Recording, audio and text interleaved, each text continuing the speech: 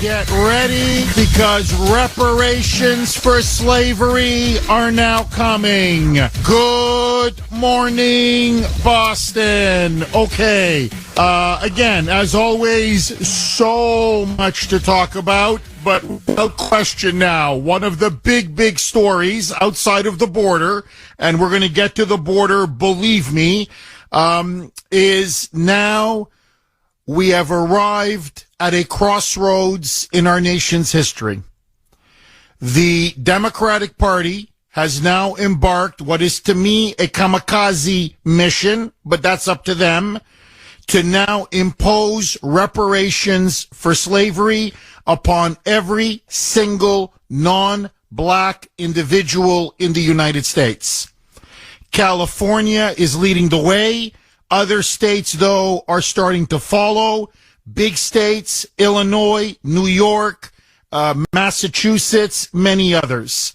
So, Gavin Newsom, in the wake of the massive riots following the death of George Floyd at the hands of Derek Chauvin, set up a task force, and its goal was to provide recommendations on what to do to combat racism and deal with the so-called legacy of slavery. And so they put together in California, this is separate from what's happening in San Francisco. San Francisco, it's local. California, it's statewide. And they set up a 9-member task force. And its goal was to come up with concrete recommendations on what to do regarding slavery and its haunting legacy, according to the Democrats. They must put forth recommendations that will then be taken up by state legislators on July 1st. Well, the California Task Force has now released its recommendations. Gavin Newsom now and the California Democrats will embrace them and put them for a vote in front of the state legislature in less than 2 months. Basically in about 7 weeks. According now to the California Task Force, the state of California must formally apologize in the eyes of history and to the world for having embraced and accepted slavery. Secondly, not only is there a public apology needed for slavery, they say there must be reparations for slavery.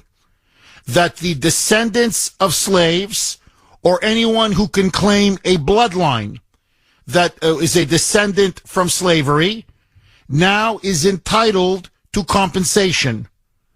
And in particular, they say that every black resident who is eligible in the state of California will receive $1.2 million. Let me rephrase that.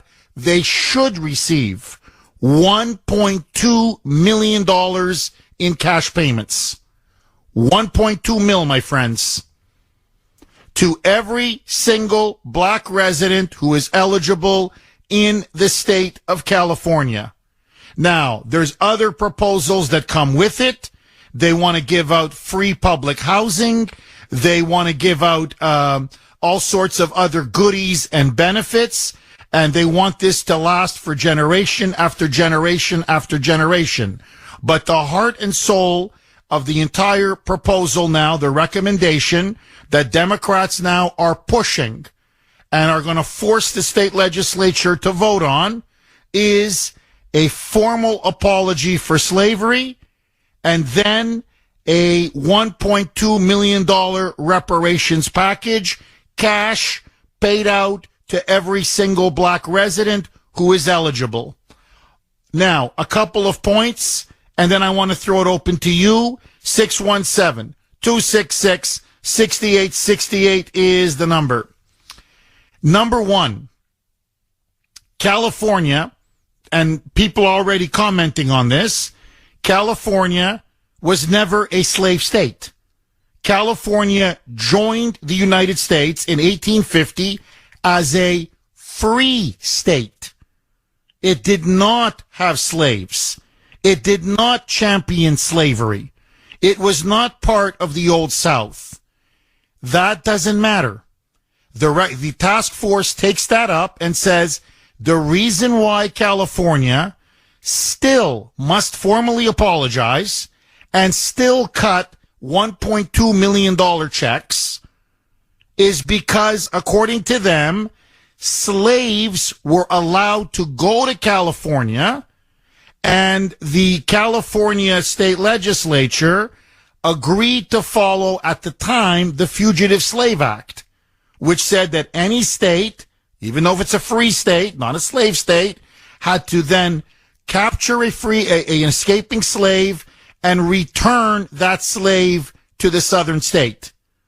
They say that alone made California complicit, plus they talk about a history of racism and discrimination.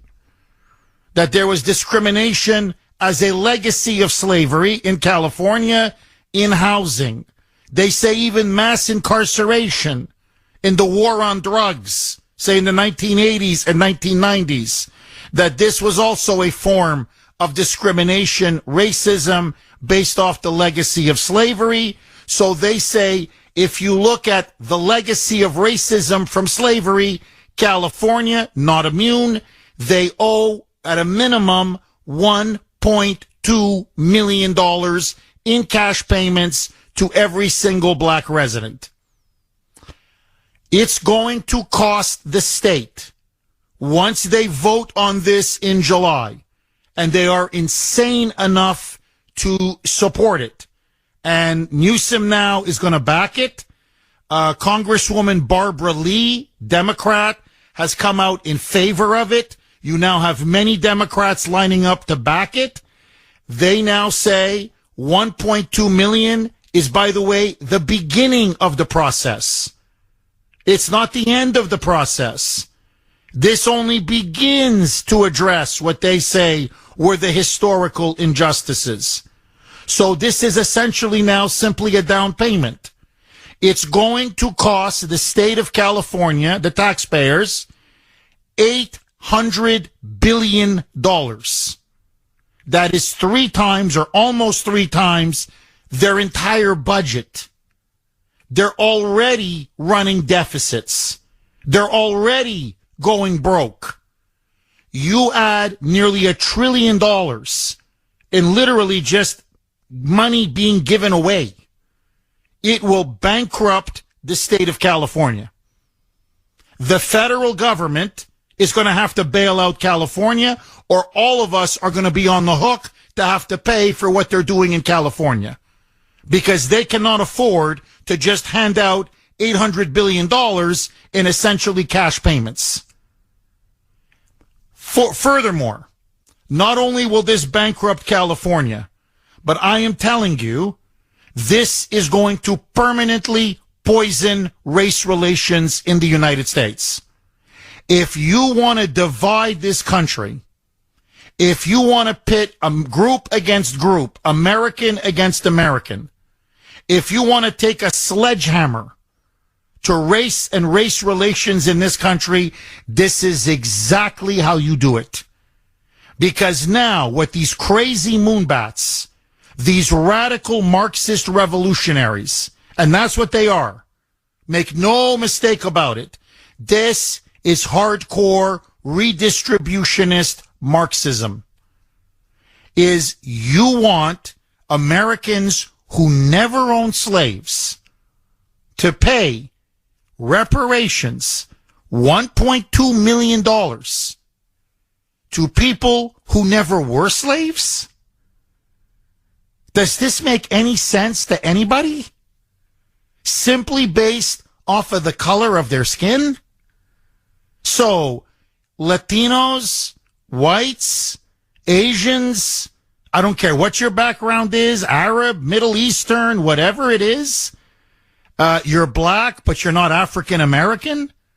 Suddenly now you got to cough up 1.2 mil?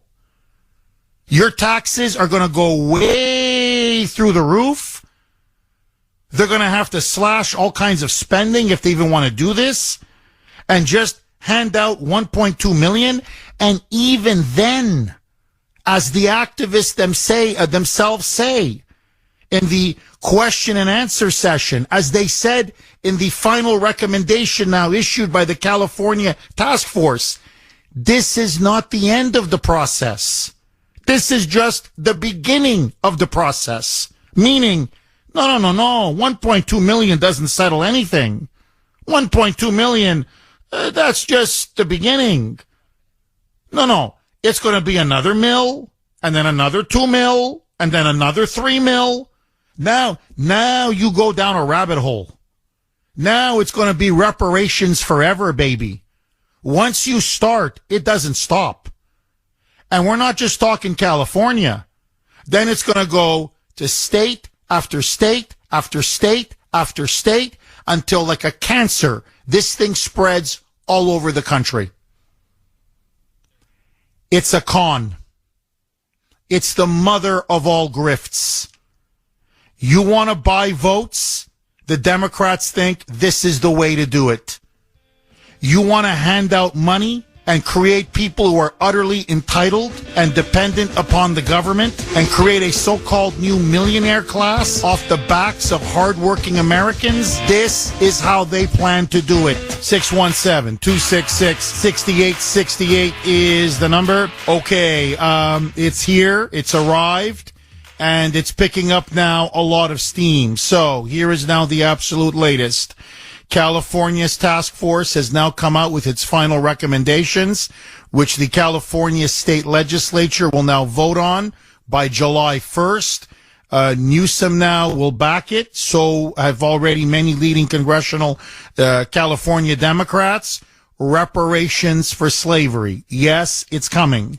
$1.2 billion. That's the initial offering to pay cash payments to every black resident in California that are eligible. They have to be able to show or prove some kind of link, any kind of bloodline to someone who was a slave or a descendant of a slave.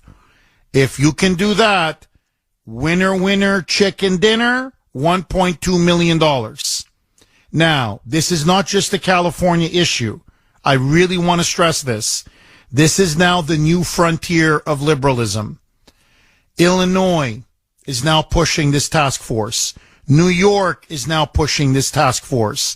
Massachusetts now is now conducting its own investigation. The city of Boston, the state legislature in Massachusetts, they're now going to start pushing to look at reparations for slavery. Not only that is it going state by state. Once California implements this, and they will, there's no way out now. Gavin Newsom is too locked in. The Democratic Party is now too locked in.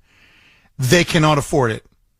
It's going to cost a minimum of $800 billion, as I said in my opening monologue, and it will bankrupt California. They will need other states or the federal government, us, other taxpayers, to help foot the bill. There's no getting around that fact. Already now, in cities, blue cities around the country, they're finding creative ways to pay for this idea of reparations. In Denver, a Democrat city council member on the Denver City Council has now come out and said Denver should have to pay reparations, like San Francisco is now debating and discussing. But the way to pay for it is to impose a tax, a massive tax on, quote, her words, not mine, white-owned businesses. So the way to generate the money is to start taxing white-owned businesses. And that's how you end up funding and paying for reparations. Now, in Denver, they want to give it not just to black residents, but to Latino residents. What Latinos have to do with slavery, I don't know, but I'm serious. So the proposal is that the white business owners have to be taxed in order then to pay reparations to, quote, black and brown people for the sin of slavery. That's Denver.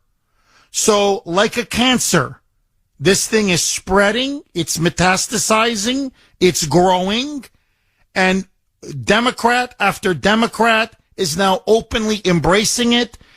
Major liberal newspapers are also now endorsing it, saying slavery reparations is an idea whose time has come. My question to you, do you support reparations for slavery?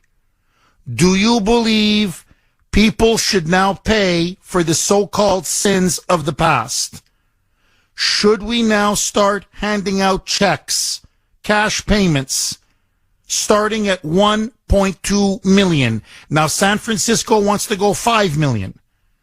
The numbers now we're getting into bigger and bigger numbers, but the starting offer, they go at a minimum, should be 1.2 million, plus other benefits. I believe it is a vile, vile idea that if we go down this road, there will be no coming back. No coming back. This will divide this country, balkanize this country, pit group against group. It will permanently poison race relations in the United States. But this now is where liberals and Democrats are. And just like paying off student loan debt was used in the midterm elections to help buy the youth vote for the Democrats, many are now pressuring Biden to embrace reparations as a promise for his second term. Because he's hemorrhaging, bleeding black voters. The African-American vote is not there for Biden anymore. Well, to buy their allegiance and get them back into the Democratic fold, many are now saying, follow Newsom's lead in California, follow the lead in Denver, follow the lead in other states, promise reparations for slavery in a second term. So, my question to you, should you pay? Should I pay? Do we owe reparations for slavery? I say the idea is sick, it is destructive, and it will financially ruin this country.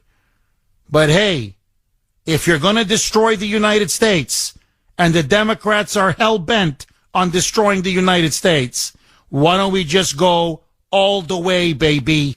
This is the way to do it.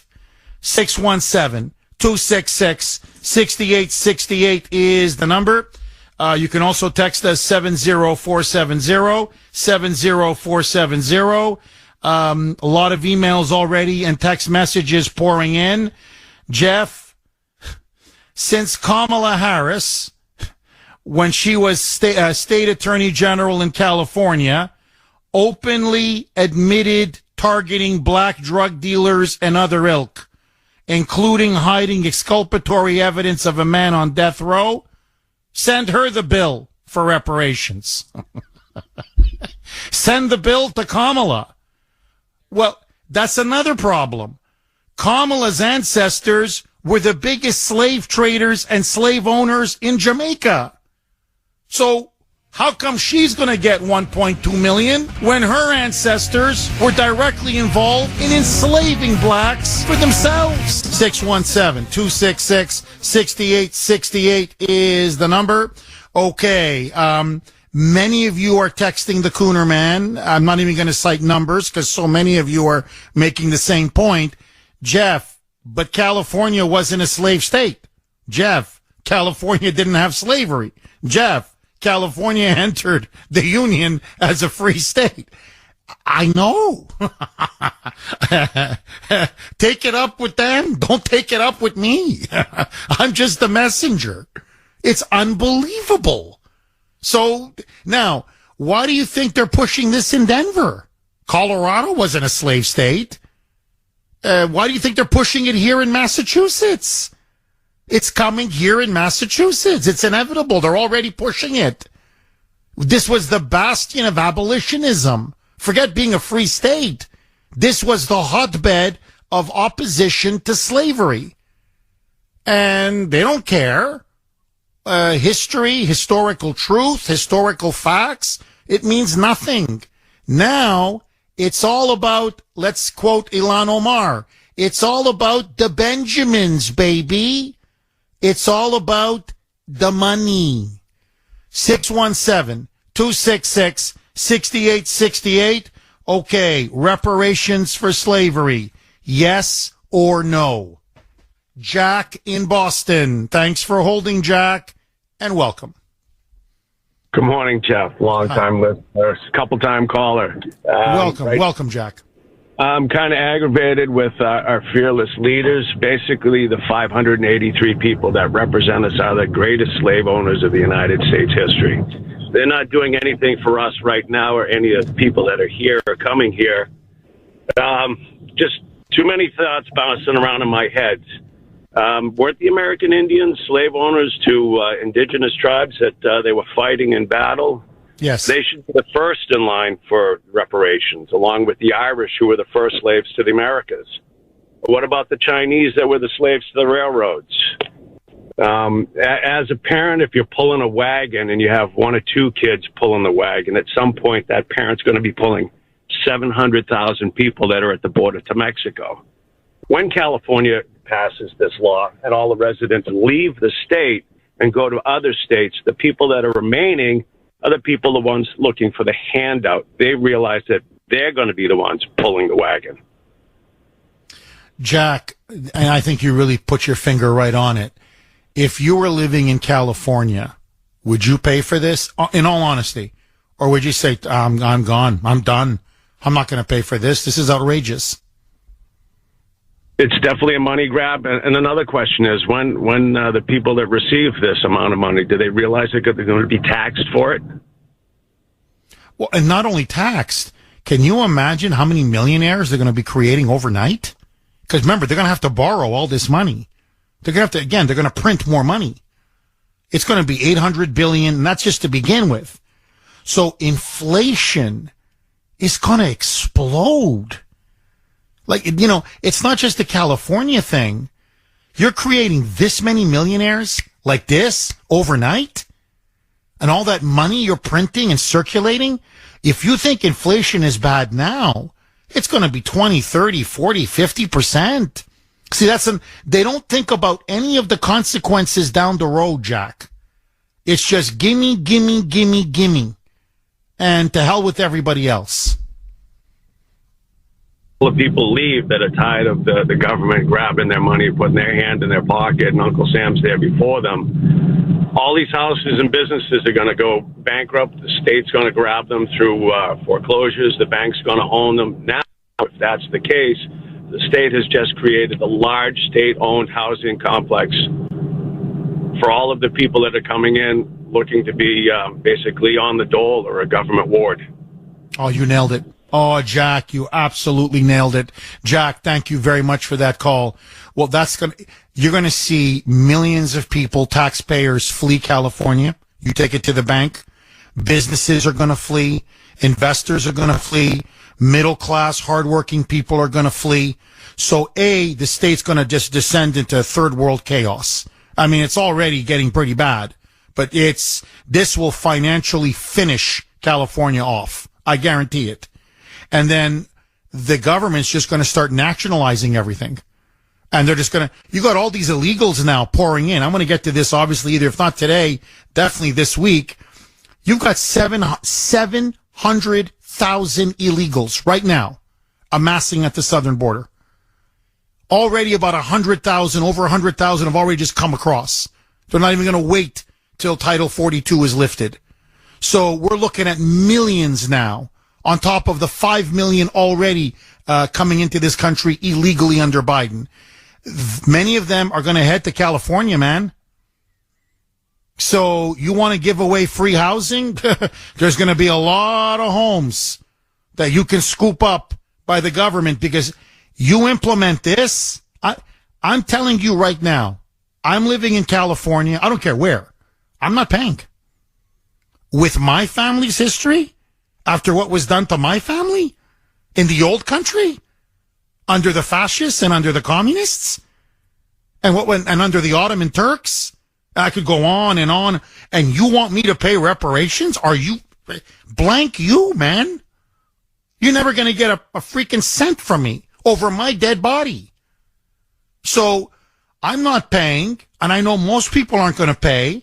So to California, okay, then all you're going to have are the takers, the welfare deadbeats with their hands out. Good luck. Good luck building a society with them. 617-266-6868. CJ in Boston. Thanks for holding, CJ, and welcome. And thank you for taking the call, Jeff. Hi. What this is likened to is, I'll give you an example, is that Jeff Kuhner commits a murder, and that I am guilty of his murder, or I am guilty of his crime. What this is an attempt by the Democrats in their never-ending attempt to deep six the United States of America is to bankrupt America. And what better way to do it is just add more division between the races and between the groups in the United States of America. So whether it be the Japanese that were interned, the millions upon millions of white Americans who were denied jobs under affirmative action, the Italians in the North End who can't have outdoor dining. Where does this end? It ends with the Democratic Communist Party, and you see it everywhere. You see it when you pay your electric bill or your gas bill, or now with mortgages, because you're a working guy. You're a union guy today going to work. And to all those union guys that vote Democrat, think about this. You're paying higher prices. You're subsidizing somebody's gas, electric. Now you're subsidizing their mortgages. You are paying a higher rate. And all this is an attempt by these Democrats, who were the original slave owners and slave traders, and the ones that stood up for slavery, who, was Abraham Lincoln a Republican who freed the slaves. And what's happening now, Jeff, this is just a further attempt by these Democrats to ruin this country. Like you say, look at the border. If Abbott's listening to me, if I was Abbott right now, I'd be laying landmines down at the Rio Grande. That's what I'd be doing, and I would tell Joe Biden to go to hell and to stay out of Texas. This is an overall attempt by the Democratic Party to ruin this country, to bring socialism in this country. It's not socialism what they're doing now. It's communism. They need to be labeled as the Democratic Communist Party. And we need to stand up. And the only way things are done other than going to the Supreme Court is done legally. So what these retired conservative lawyers should be doing is they should be getting together and forming a union and challenging these people at every step. As you said, California is going to be a ghost town. They're all moving to Florida.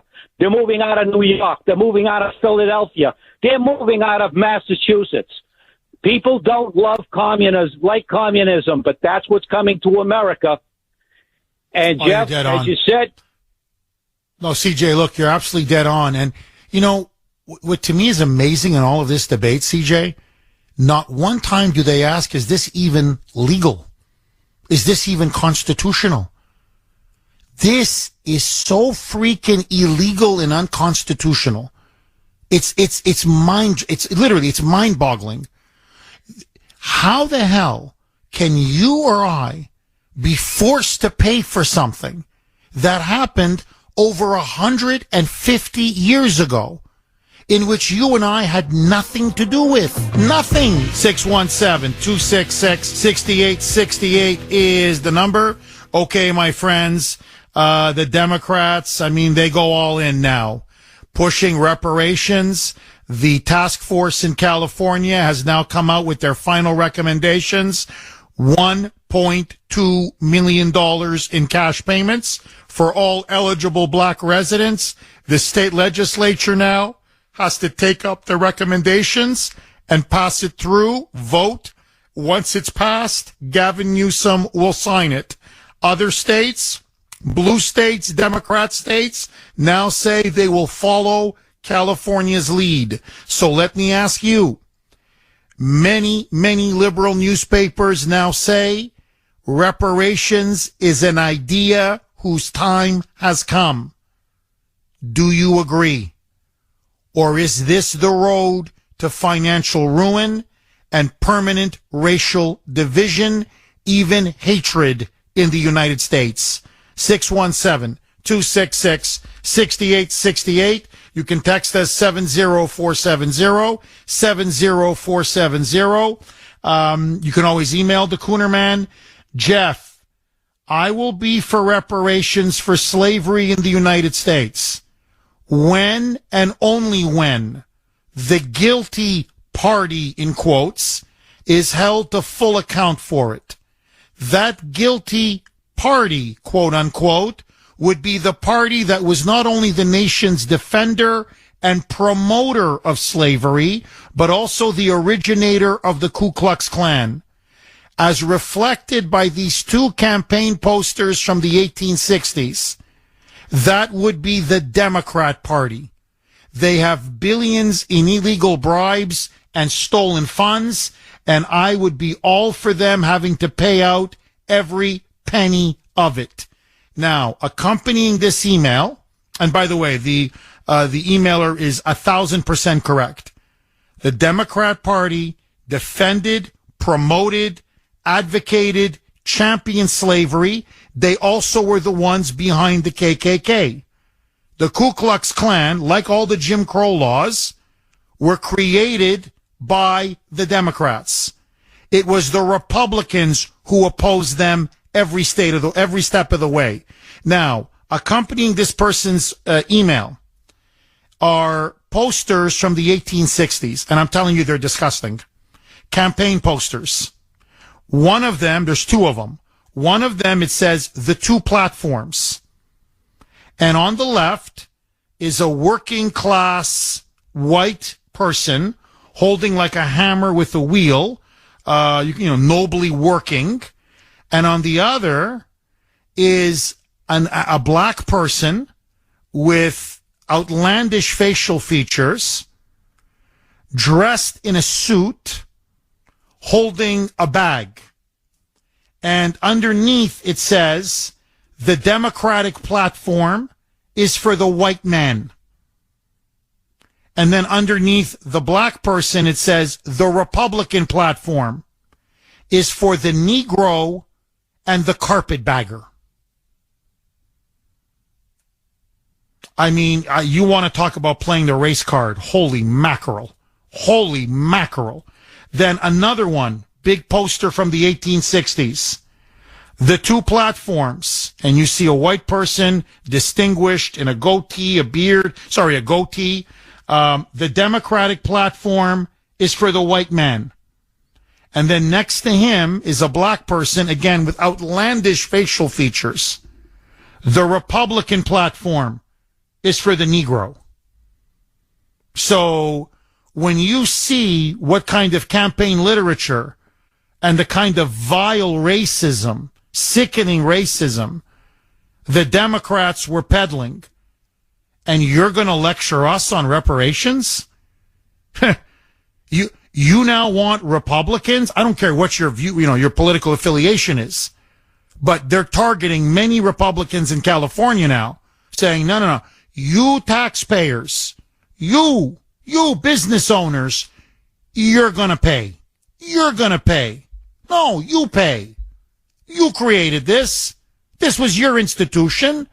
This was what you championed. This is what you defended. So if you feel have a guilty conscience about it, pay out of your own money. Don't take it out on the rest of us. Agree, disagree, 617-266-6868. Dave in Burlington. Thanks for holding, Dave, and welcome. Good morning. How are you today? I'm good. How are you, Dave? Not too bad. First off, could the word get out to all the illegal aliens crossing the border that as soon as they get here, they'll be on the hook for reparations, and maybe some of them won't bother coming in then.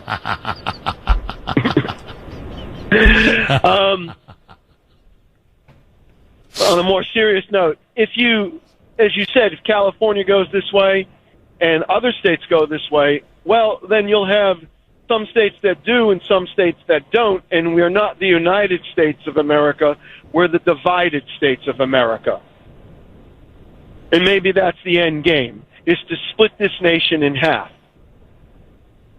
Oh, Dave, I think you're dead on. Look, I think there's no question. Look, as someone texted me, and I'm going to paraphrase because it was a very good text, said, Jeff, make no mistake about it. This is a communist revolution. Now, there are different ways to implement a communist revolution, but the key is you have to fundamentally divide society. And either you divide it economically, but you also divide it along race. And that's what they're trying to do now. And notice what the end game is going to be.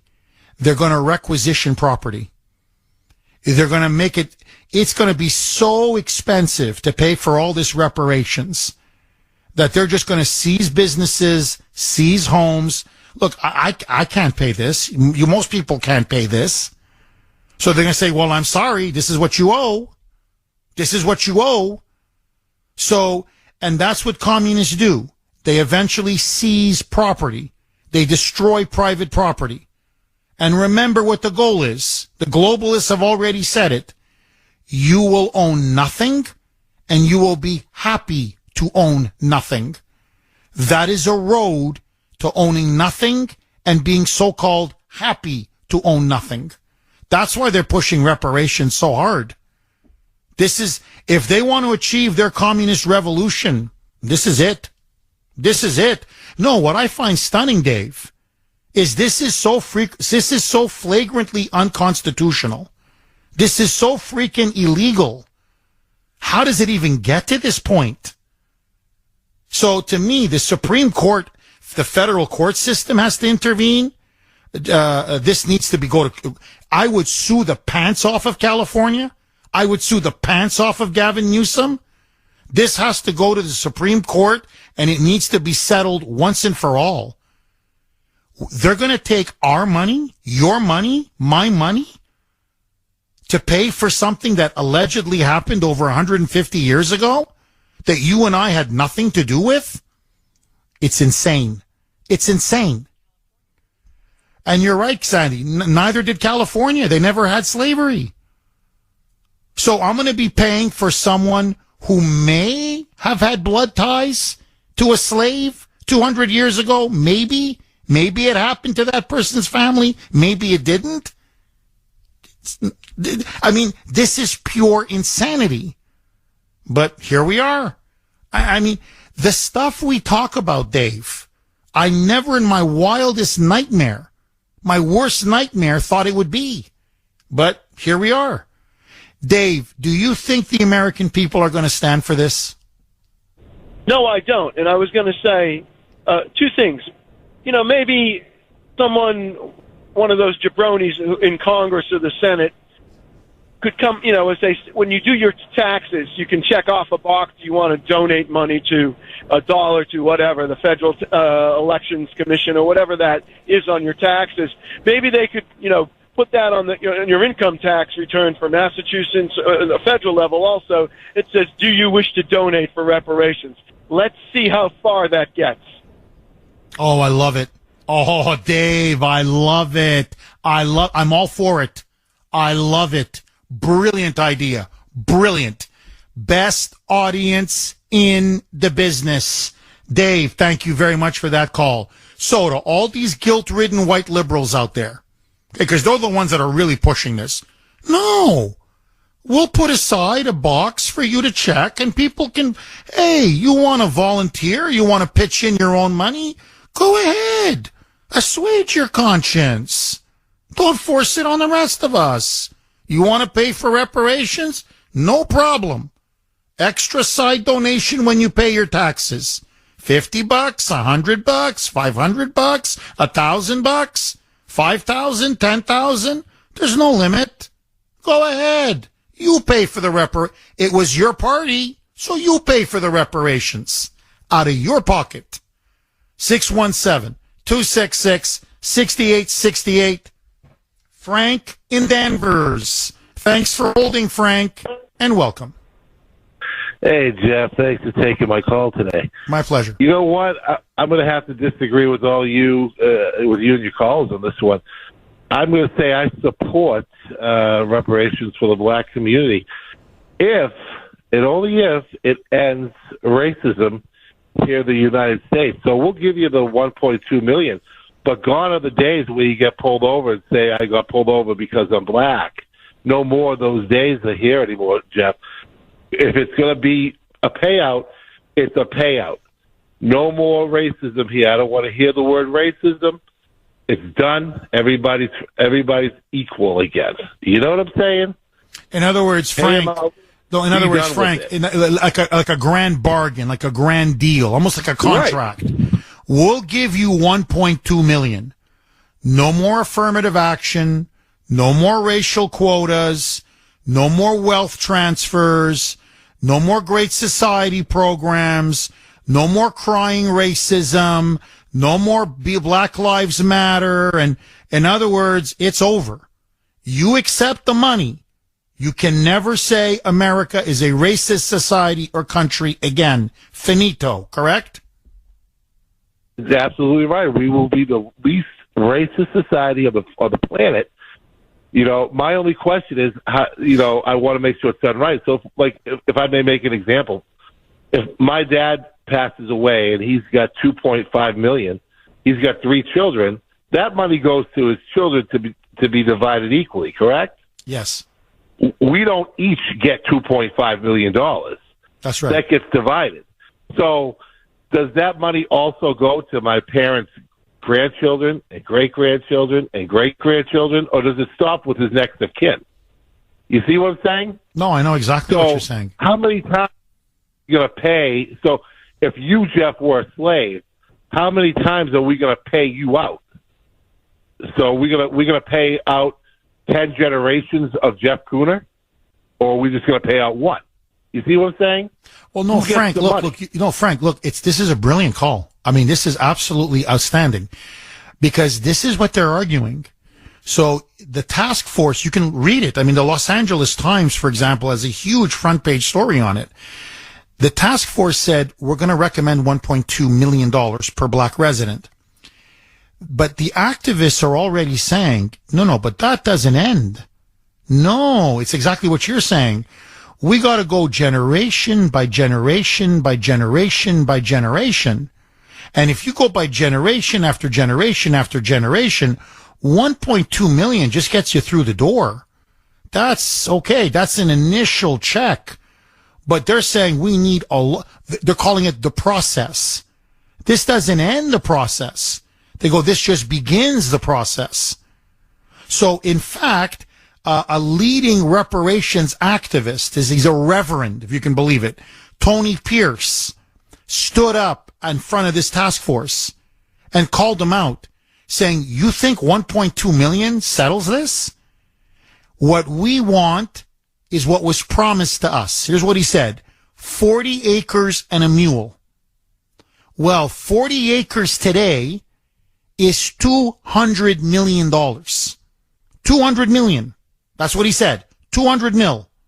So every person is entitled, black resident, is entitled to $200 million. Until we get 200 million per person, no justice, no peace. So even the liberal, very liberal Los Angeles Times said, this is a rabbit hole. You give out that first 1.2 million. It's going to keep going and going and going. It's never going to be enough. Never going to be enough. So you're right, Frank. Your parents pass down money. It goes to you, your brother, your sister, whatever. It doesn't keep being passed down over and over and over and over again. They don't want to see it that way. Slavery now, slavery forever. Reparations now, reparations forever. the point, Jeff. It has to end at some point. At some point, enough has to be enough. And I have to say as well, if America is so systemically racist, how are these people who receive these reparations going to know how to spend it, going to know how to invest it? Because the 1.2 million, let's be honest, doesn't go that far today. Well, it depends what they want to do with the money. In terms of, do they want to buy a mansion in California or, but to me, 1.2 million, I'm set. Frank, my spending habits may be different than yours, my friend. But for me, 1.2 million, I'm good, Frank. I can pretty much retire on 1.2 mil. Do you know what this is going to do to the people who receive the money? In all seriousness, it's going to destroy their character. It's the worst thing you can do for them. The money is going to get blown so fast on fast homes, fast cars, drugs, God knows what. It's just, it turns your stomach. It really does. Stephen in New Hampshire. Thanks for holding, Stephen, and welcome. Jeff, Democrats are evil. They're the ones who always are the slavers. Look at the state of Massachusetts. The new brand of slaves are illegal aliens. They don't get no benefits. They don't get health care. State of Massachusetts sticks us for paying for their slaves. We have to pay for their health care. That's over $1 billion a year. You're paying to pay for Massachusetts' new slaves, illegal aliens. They don't have rights like everybody else. They go try and sue, they'll be deported. Democrats stole over $3 billion in overcharged fees from you and every Massachusetts state resident. How does our governor want to spend that money? She wants to build housing for the new slaves, the illegal aliens, who we're stuck paying for. They're evil. There's always been slavery. Look at all the human trafficking. Look at all the children that have disappeared, that have been dragged across the border by human traffickers. How many of them are working for Democrats, having to deal with perverted freaks? It's Democrats will never stop. They're driving you into slavery, stealing from you to pay for their slaves. Democrats are evil. They always been evil. They always will be evil. Their theory will never stop. Their perversion will never stop. They need to be put down once and for all and ended forever. And that's what I got to say. Thanks, Jeff. Thank you, Stephen. Look, I'm so happy you mentioned that. The only ones, again, it's like history is repeating itself. The only ones now that are concerned, literally concerned, and pushing the FBI, pushing the Department of Justice, Homeland Security, to find 85,000 illegal alien children, underage children. They're 17 or under. They've disappeared. They have been trafficked by modern day slave traders, who are the cartels, and they've been brought into the United States, and either they've been sold for cheap labor, where they're working in sweatshops for nothing, just maybe for food and some clothing, or into sexual prostitutes, child prostitutes for sex. 85,000 illegal alien children gone. The Biden administration doesn't know what happened to them, doesn't know where they went. They've lost track of them. And it's Josh Hawley, Rand Paul, and people like that who are the only ones pressing the Biden regime, saying, you've got 85,000 modern day slaves in America, literally child slaves and child laborers, and you don't know where they are? You don't want to find them? You don't want to rescue them? You don't want to save them? So we still have slavery in America, and it's being brought in illegally aided by the Democrats and supported by the Democrats. Never mind. Here, just leave that alone. Look at modern day Africa. There is slavery today in large parts of Africa. Slaves. In the Middle East, ISIS, Al-Qaeda, these savage Islamists practice modern day slavery. They sell and buy human beings and then are enslaved. We do nothing about it. Nothing. China has slave labor camps, millions of people enslaved to work. They call them, used to call them plantations. Now they're gulags. Joe Biden and the Biden family do business with the communist Chinese. Don't talk to me about what happened hundreds of years ago. You want to confront slavery? It's here today. Confront it now.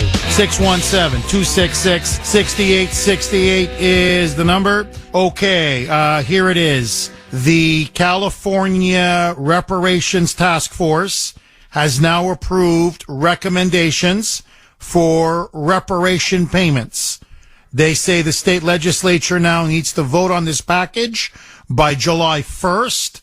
It is a 9-member task force created by Gavin Newsom following the death of George Floyd and all the riots that erupted across the country. So it is going to cost at least $800 billion. They are recommending at a minimum $1.2 million in what they're calling, quote, cash down payments. So again, it doesn't end the process. They say it just starts or begins the process. It's the first of a down payment. Now, furthermore, this is being derided by many on the left as not enough. As I mentioned earlier, at the final meeting of the task force, before they issued their final recommendation, an activist, apparently he's very well known in the reparations community, known as Reverend Tony Pierce, called out the task force for saying you are afraid to give the black community what it really deserves. Quote, here's what he told them. You know that the numbers should be equivocal. I think he means equivalent. You know that the numbers should be equivalent to what an acre was back then. We were given 40, okay? We were given 40 acres. Actually, you weren't given, you were promised 40 acres, but let that go. You know what that number is. You keep trying to talk about now, yet your research back to slavery and you say nothing about slavery. Nothing. So the equivocal number, I think again he means equivalent, from the 1860s for 40 acres to today is $200 million for each and every African American. Pierce was joined by former Black Panther Party chairwoman Elaine Brown. Many Black Lives Matter activists were there. The room was absolutely packed. And they now told them, quote, no justice, no peace. That they'll take $1.2 million only as a down payment. But unless the task force or the state legislature agrees to the $200 million figure, they will protest and go to the streets. Now, a couple of points, and I want to go right back to the phone lines. So now they've come up. Remember I told you it wasn't going to end with 1 million or 2 million or 3 million. I said they're going to keep going. You're talking hundreds of millions. This is the ultimate grift, the ultimate con, the ultimate scam. How do you get to 200 million? So let's assume you go on 40 acres and a mule. Okay. So how much is an acre of land in California worth now? It's not worth 5 million. Maybe in downtown Manhattan it is. Maybe, I don't know, in Bel Air or, parts of Beverly Hills. Okay, maybe. But how do you get to 200 million? They're just making numbers up. They just want hundreds of millions of dollars each. There's no end to this. You make that first payment. it's going to get worse and worse and worse. It's like putting blood in the water for a shark. You're just going to embolden them and enlarge and increase their appetite. And once you make the concession, there's no going back. They will drain and bleed this country white. There will be nothing left by the time these so-called social justice warriors, these communist Marxist thugs, are done. So, no. Do I think we should give reparations? Absolutely not. But let me throw this log on the fire. And it's the Kuhner Country poll question of the day, sponsored by Kelly Financial Services. Is there under any circumstances, say to a particular group, say the Tuskegee Airmen, who were deliberately given syphilis as part of experiments in World War II, do their family members, I'm just pointing them out as an example, should they be given reparations? In other words, are you opposed to the idea of reparations, period? Or do you think in some circumstances, for some specific groups or individuals, reparations are in order? I'm just curious. Yes or no? You can vote on our webpage, wrko.com/Kuhner, wrko.com/Kuhner, Kuhn as in Nancy ER, or if you prefer, you can vote on our Twitter handle at the Kuhner Report, Kuhner at the Kuhner Report. So, how much time left, Mike? Okay, so let me quickly set, and then I'll take calls on the other side. Dems now have embraced reparations. It's not just California. Denver now, the city council, they're now recommending reparations, but they want white-owned businesses to pay the taxes. That's how they're going to fund it, by massively increasing taxes, targeting white-owned businesses. Massachusetts, New York, Illinois, Oregon, Washington, all of them now setting up task forces saying they also need to make recommendations for reparations. Should we have to pay reparations? Should we have to pay for what was done 150, 200 years ago? Even though most of us, myself, I'm a naturalized American, our ancestors weren't even in this country when there was slavery. So why should people, say in California, have to pay reparations, people who never owned slaves, have to pay reparations to people who never were slaves? 617-266-6868. Reparations for slavery. Democrats now are all in. Good idea, bad idea. Caspar in Belmont. Thanks for holding, Caspar, and welcome. Good morning, Jeff. Hi. Really, the best callers in the business. A couple of my points were already brought up, so I'm going to go to the last points I have.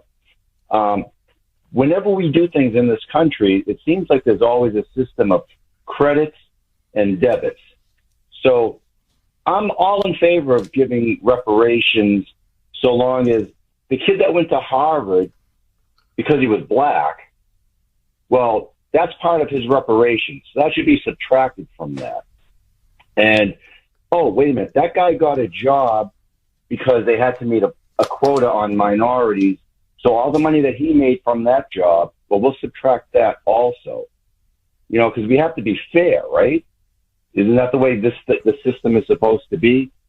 And wait a minute, my kids' ancestors fought in the Civil War, so they should get credits also for what they shouldn't have to pay.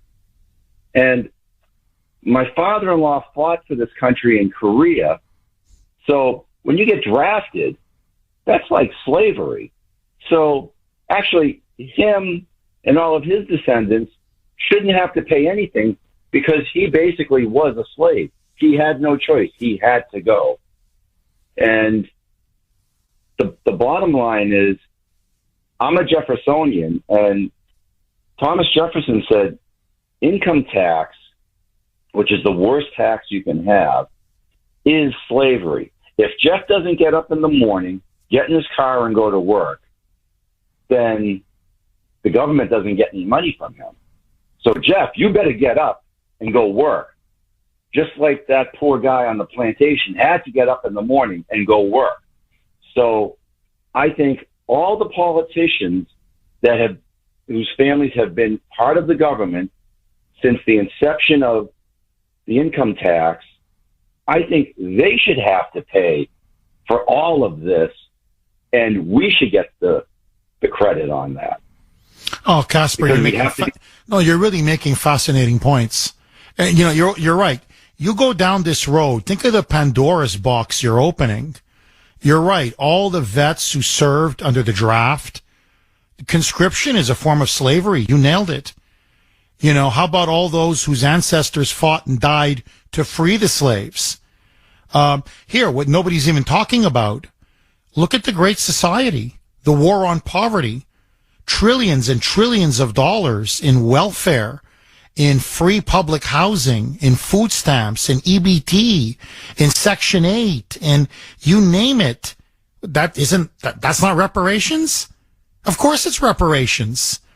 That's all it is. It's been reparations. Decade after decade after decade after decade. You mentioned the income tax. I'm with you. I think it's one of the worst taxes, in fact, the worst tax you can impose on anybody. So, what they're doing now is they've run out of ideas.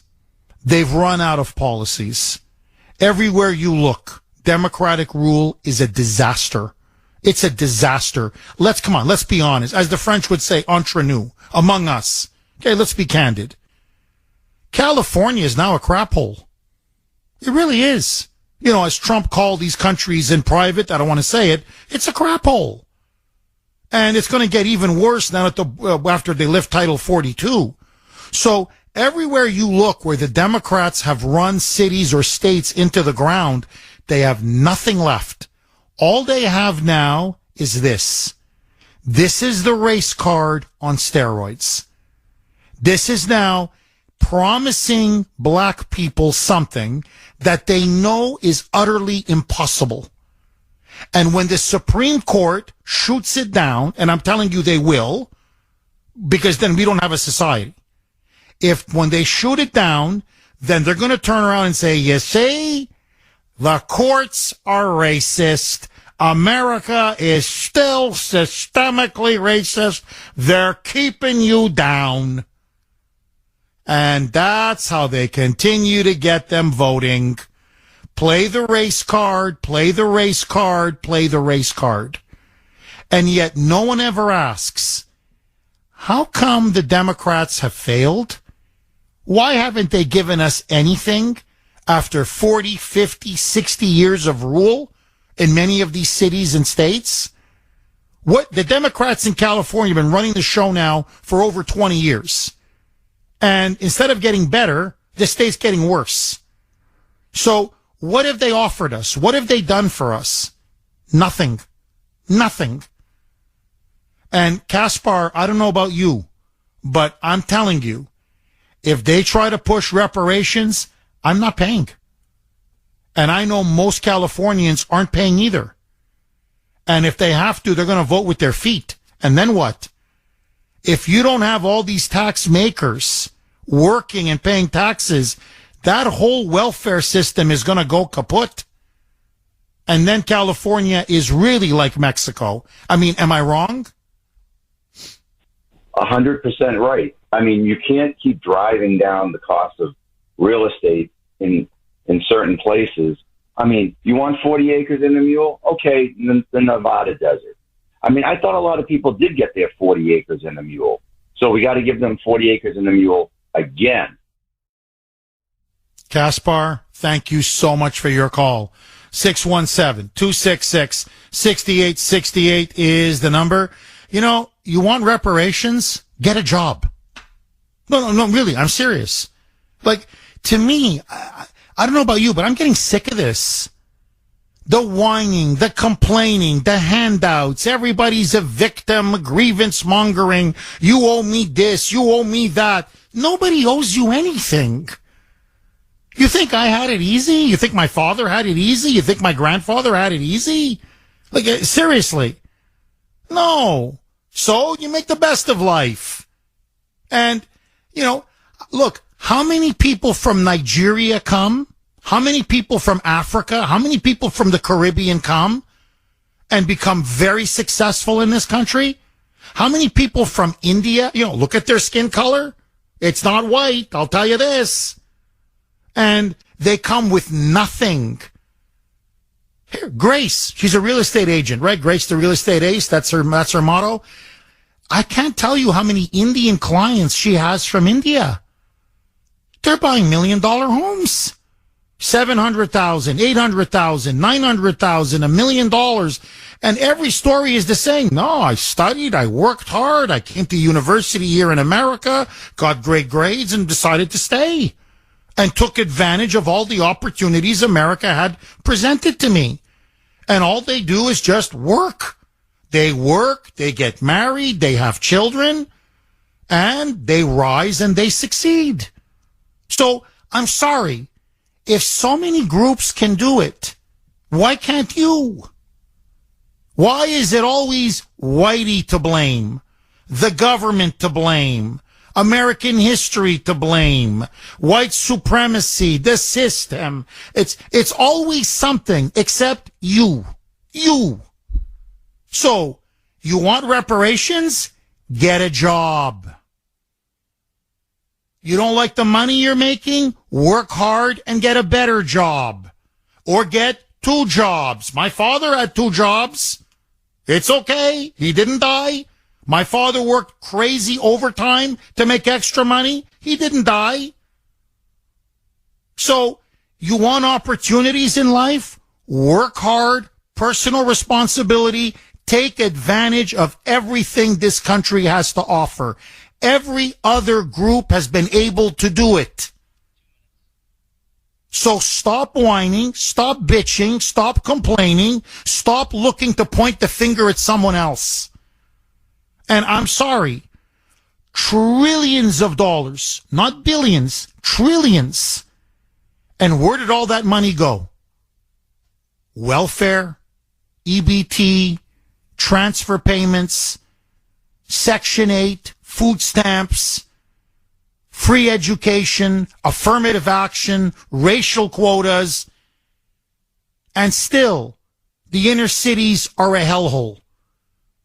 Slums, ghettos, crime, homelessness. If anything, it's worse now than it was 60 years ago, 70 years ago, when we began the war on poverty and the Great Society. So, socialism doesn't work. It doesn't work.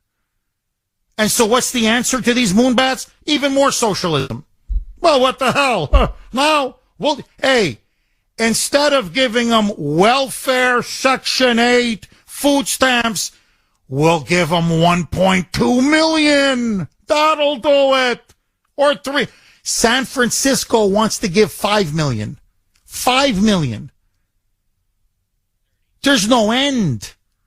Now, what's going to happen, as surely as the sun rises, is that people are going to leave.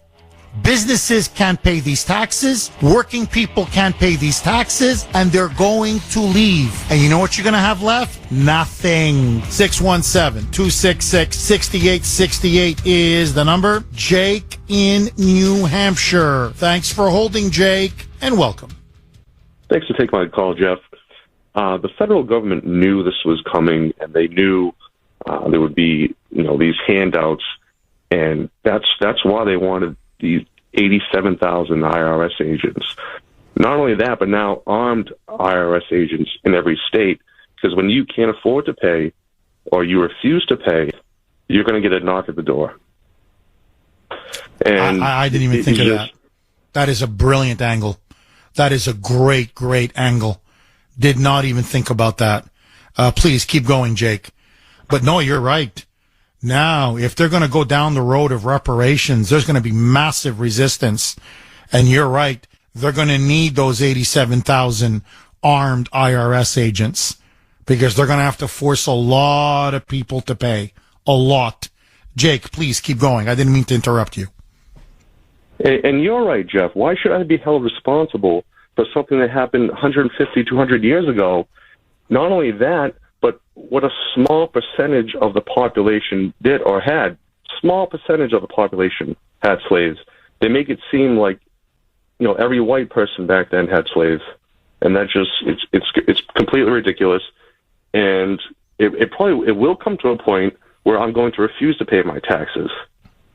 I hope it doesn't get to that point, but I think it will. Well, Jake, look, they're pushing. I mean, they're pushing and pushing and pushing and pushing. And it's almost like they want to, instigate or provoke a nasty, explosive reaction. I mean, it's just the stuff they're pushing now is so inflammatory. It's so extreme. It's so radical. And, Jake, just to go back to what you said maybe 30 seconds ago, you're right. Even in the United States, very few whites own slaves. Like this notion now that the left is spreading, like, hey, every second white person owns slaves. That's just not true. It's a lie. Over 90% of whites in the United States at the height of slavery did not own slaves. In fact, most whites they were poor. Either they worked in the fields, they were farmers, or they worked in sweatshops and in the new factories that were being created up in the north. So this idea that even, most whites own slaves is a complete lie. But even worse than that, they're trying to make it seem as if slavery was unique to the United States. And that's the most monstrous lie. Every inhabited continent, every culture, every race practiced slavery for thousands of years. The ancient Egyptians, Africans, African kingdoms, they enslaved fellow Africans. The Chinese dynasties, they had slavery. And I don't just mean 1,000 years ago. Here, just to give you an example. After we abolished slavery in the United States, Britain abolished the slave trade. In Africa, in the 1870s, 1880s, 1890s, 1910s, you had African chiefs who owned 10, 15, 20,000 slaves on some of the biggest plantations the world has ever seen. And many of their kingdoms, when the British tried to abolish it, I'm talking now 1890, 1900, they turned around and said, but these are our traditions. This is how we've done things in Africa going back forever. We're proud that when we conquer somebody, we enslave them. This is literally the songs that we sing to put our children to sleep at night. You're not going to take this away from us. The Native American tribes in New Zealand practiced slavery. In the United States, in North America, many Native American Indian tribes practiced slavery. In Mexico, in Latin South America, the Mayas practiced slavery. The Aztecs practiced slavery. Honestly, cannibalism. They didn't just enslave fellow Native American Indians. Sometimes they ate them, like on a feast day or to sacrifice to a god or whatever. So this idea that somehow only whites practiced slavery or only Americans had slavery is the most ignorant, ahistorical, stupid thing I've ever heard in my life. Now, Brazil had slavery even after they got their independence from Portugal, from the Portuguese Empire. I don't see the Brazilians saying, oh, we're such a wicked nation. Oh, we owe reparations. Oh, we owe reparations. I don't see the Egyptians. I don't see the Saudis. I don't see the Chinese. I don't see the Russians. Russia had slavery. They called them serfs until 1867. 1867. I don't see them saying, oh, we owe reparations. Oh, flagellate, whip ourselves for reparations. No, only in this country. Only the Democrats, the party of slavery. So it's about time we said, you know what? Knock the grift off. This is a con job. And all you're doing now is grievance mongering. You're just, you know what you want? You want to see permanent racial division in this country because that benefits you. And you don't give a damn how destructive and poisonous this is to race relations. So stop telling them that they're owed something that they're not. Nobody is owed anything. If you know anything about history, believe me, what's exceptional is America. Slavery was a natural part of the world since almost the beginning of time. Hell, the ancient Greeks had slaves. So, I mean, what are we talking about? So enough is enough. Now, I hope that the American people are finally going to put their foot down. But if not, then look, all I'm just telling you is this. The IRS can kick my door down. They can arrest me. They can put a gun to my head. I'm not paying reparations. Period. With what happened to my father and what happened to my grandfathers and my grandparents and my ancestors over my dead body. And almost anyone out there, you can name me your ethnic heritage, and I will tell you exactly how you guys got screwed over. Your ancestors got screwed over. So don't tell me we have to pay. We owe nothing. Now, what I say to them is, shut up and get a job. To me, that should be our only answer. Shut up and get a job. Because we're getting sick and tired of paying for your welfare. But the handouts were so good, Jeff. Well, that's the thing, Jake. You know, I mean, and these are $60,000 worth of handouts. You know, someone did the calculations. The EBT, the welfare, the public housing, the heating assistance, the Obama phones, the food stamps, the whole kit and caboodle. It's $60,000 per person. Hey, I think we're paying reparations now. To me, don't bite the hand that feeds you. It's all being done, Jeff, to fundamentally transform this country for the worse. Oh, I agree. Look, Jake, this is communism. I mean, really, this is the Democrat Communist Party. And look, I think they're going to be shocked because California now is becoming almost majority Latino. The state legislature, a lot more Hispanics than African Americans now, a lot more Hispanics than whites. And I think a lot of Latinos are going to look at this and say, are you crazy? We're not paying. Screw you. Hey, maybe you guilt-ridden white liberals, maybe that stuff affects you. It doesn't affect us. 1.2 million? I don't think so.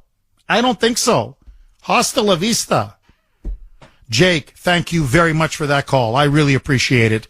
617, but he's right about the IRS. Now we're starting to, yes, it's to target conservatives. Yes, it's to target Trump supporters. No question about it. But if you're going to start ramming reparations down our throats, yeah, you're going to need an army of armed IRS agents because you're going to have a lot of Jeff Kuhners who are going to say, not a penny, not one red cent. I'm not paying you a thing.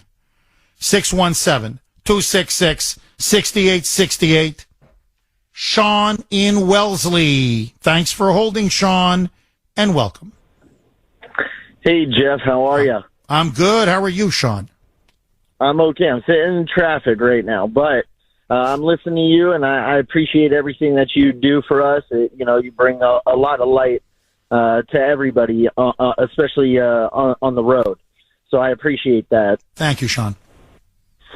I just wanted to get involved here real quick, but, between 1933 and 1945, Germany had the Holocaust, and there's a timeline for that. And, 6 million Jews died, 5 million were imprisoned, and reparation, I mean, I'm just laughing at it. I think it's absolutely terrible what they're doing, and I just do not believe in it at all. And my family was in the Holocaust, and I'm not over here jumping up and down saying, "Hey, I want somebody to pay for my burden that has come to my life." It's not right. Oh, Sean, I completely agree. It's so wrong. And, Sean, just to bounce off of what you're saying, can you imagine if the world, no, seriously, if the world behaved on this principle? You mentioned the Holocaust. Well, the Germans would be paying for the rest of they'd be paying for 1,000 years. Look, the people of the Balkans, whether it's the Greeks, the Albanians, the Serbs, the Croatians, you can take your pick. They'd be suing the Turks. Turkey, who's the inheritor of the Ottoman Empire. They'd be suing Turkey for 1,000 years. I mean, the Japanese and the Chinese would be suing each other forever. The Koreans would be suing the Chinese. The Chinese would be suing the Koreans. I mean, we're all going to be paying each other for eternity. So I look at all of this and I'm like, who can change history? And, and so you have to deal with the world that you have now, and you try to solve problems that we face today. Like, we don't have a wide open southern border. We don't have an economic crisis. We don't have a potential World War III looming in Ukraine. I mean, we have so many problems, and this is what the Democrats are fixated on? Now, and let me just make one last point, and I want to get your reaction to this, Sean. When I think about this entire debate, back and forth, and I just ask myself one very simple question. Beyond the morality of the issue, beyond the insanity of the issue, how can we pay? If we just go with 1.2 million in California, and the activists say it's not enough, but 1.2 million just in California, that's $800 billion. Okay, but what if we go to Illinois? What if we go to New York? What if we do this for black residents in every state in the union? We are looking at what, 30, 40, 50 trillion dollars? We're finished. No country on earth, we can't pay that. No country on earth can pay that. So we're going to go down a road that there's no going back. You're going to have whites, Latinos, many blacks who are not African Americans, Asians who are going to be livid. I mean, they're going to hate what this country has become. On top of the fact that we're going to be literally broke. It's going to cost us tens and tens of trillions of dollars. So financially, economically, it will break our back. If I can see this, and you can see this, how the hell can Gavin Newsom and Joe Biden not see this? I mean, Sean, am I wrong? No, you're not wrong. And we need to get Biden out of office immediately. I mean, we need to stand up to this guy. He is absolutely insane. And when it comes to what you're saying, how are we going to pay for it? Joe says that we can pay for it. I just think that this guy is absolutely out of his mind. He is out of his mind, and he's not going to get my vote. That's for sure. I'm done. Sean, I'm not trying to play tough guy on the air, really. I got to ask you, if this comes to pass, and now they start pushing everybody to have to pay for reparations, will Sean in Wellesley, will you pay? No, I will not be paying. Even if it means the IRS is knocking on your door? Even if you're going to get in trouble with the government and you don't pay, we take your house. We don't pay, we seize your salary. No, I'm going to stand up to them, as everybody else should. Well, I'm not going to take that, and I'm not going to get walked on at all. This is a free country, and we got to act like we are free, and I'm not going to pay it. God bless you. From your lips to God's ears. Sean, I'm with you all the way. Thank you for that call, Sean. I think that's the other response. Shut up and get a job. And the second one is over our dead bodies.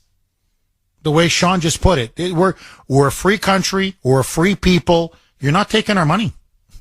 No. We are not going to pay. So you can whip yourself up into whatever frenzy you want. We're not going to pay. I don't care how many task forces you create. I don't care how many recommendations you make. I don't care what state legislature passes this garbage. You pay. We're not paying. We're just not going to pay. That's it. Massive civil disobedience. We're not paying. Well, we're going to put you in jail. Well, put all of us in jail. Then no one works and no one pays taxes. So good luck. John in Peabody. Thanks for holding, John, and welcome. The great and all-powerful Kuhners. What's going on, Jeff? John, my friend, I've missed you. Haven't heard from you in a while. How are you? Well, good, Jeff. Hey, Jeff, let me tell you something. I've been busting my ass in the trade for like 41 to 42 years now, and I've worked beside every racial individual. John? All right. The what? Is that us or is that John? John, we got to fix your phone. There's something going on. You sound like there's almost like a robot speaking on your behalf. So let's see if we can fix the connection. We'll come right back to you, okay? 617-266-6868. Let's go to, do we have him back? John in Lowell, a different John. John in Lowell. Thanks for holding, John, and welcome. Good morning, Jeff. Jeff, let's start off by simplifying this. You give a man a fish, he eats for a day. You teach him to fish, he eats forever. Now, where are we going to get the money, Jeff? Oh, we'll just print it, because that's what we do. And then what will that do to the value of the dollar, Jeff? So these people will get all this money, and they'll think they're all set. But they'll be pushing a wheelbarrow of cash to get a piece of bread, Jeff, because that's what their dollar will be worth, too. And then we're all screwed. John, you hit the nail right on the head. As you were talking, I was thinking Weimar Germany, wheelbarrows full of money to pay for a loaf of bread. So you're right.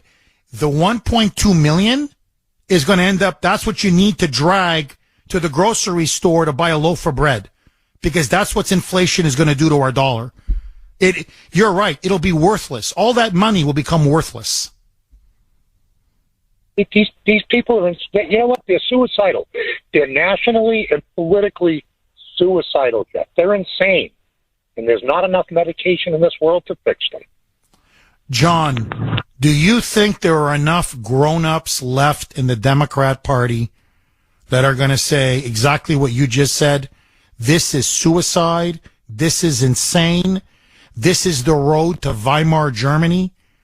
We are going to have 1,000,000% inflation. This will destroy our dollar. And we do this, we're finished. Do you think there's enough grown-ups to say that? Or do you think they've been completely captured and hijacked by the crazy lunatic left? Here's the thing. This is what I don't get. All right, listen. I have stage 4 cancer, all right? Do I run around with my hand out? Absolutely not. Are there people who have helped me? Yes, God bless them. I appreciate it. There's times I need it. But, Jeff, I get up and I go to work until I can't work, and I go home and I go to bed because I'm tired, and I get up the next day, Jeff, and I do what I can when I can so I can support myself. It's called self-respect. And, yeah, throw some pride in there, too, Jeff. Throw some pride in there, too, because that's how I was raised, by a mother, kids, by herself, Jeff. And she didn't have her hand. As a matter of fact, if she had her hand out, she was helping someone else when we had nothing, Jeff. This is disgusting, Jeff. Jeff, I'm sorry. I asked you years ago after Obamacare, has a country ever gotten to this point and made it back? And you said no. And I'm sorry, Jeff, but I don't see it. Unless the hand of God comes on this country once again. And I'm not sure it will, Jeff, because we've turned our back on them. And that is the problem, Jeff. In a nutshell, that is the whole problem. Anytime any countries turn their back on God, he's done with them. John, this could be the caller of the week. Seriously. Wow. John, take care of yourself. Please, don't be a stranger. Call again, okay? God bless you, John. Could not have said it better myself. How much time left, Mike? All right. We'll take John in Peabody on the other side. We've reestablished connection. You heard John in Lowell. Have we now turned our back on God? That's what this is ultimately all about. 617-266-6868. Okay, let's see if we've reestablished contact. John in Peabody. Do we have you, John? Hello, John? Hello. Can you hear me, Jeff? Yes, I can hear you. Go ahead, John. The floor is yours. Okay. Jeff, I've worked in the trade for almost 42 years now. And I work beside almost every racial individual you can think of, and I do it now. Not once in my entire career have I heard anyone talk about reparation, payback, or some red carpet treatment from the government or the people themselves. But I'll tell you something that's going on in this country, Jeff. If you look at every advertisement, every commercial, anything that's been innovated here in America or even the world, we've promoted laziness. And that's what it is, Jeff. Everything that could be done is done easier or just by sitting on your ass or laying on a pillow and making money. We've promoted physical laziness. That's the problem with the world today, Jeff, is maybe the people who want this money, people who don't want to work. People don't want to get up at 5 a.m, like me and my co-workers and even my predecessors before that. They don't want to do anything, Jeff. They want the free money. They want the red carpet treatment. No one wants to make the effort anymore. It's just the way the world is now. Technology has handed us a carpet of laziness. Well, John, you're making a really fascinating, really interesting point because, I've noticed that on television as well. It's like it's almost like the only thing they're not selling is like a jacuzzi for your rear end. I mean, seriously, it's anything, just as you put it, not to get up. It's really, everything is remote control, push button, you don't have to do anything. Don't peel potatoes. Every single gadget or device that you can possibly think of. No, really. Soon it's going to be, don't chew your food. We chew it for you. I mean, I've never seen anything like this. That and pills. All I see are pills. This pain, that pain, sex pills. And like anything. You have, your back hurts. Take this. You have a headache. Take this. Whatever it may be. It's medications, pills, and labor-saving devices.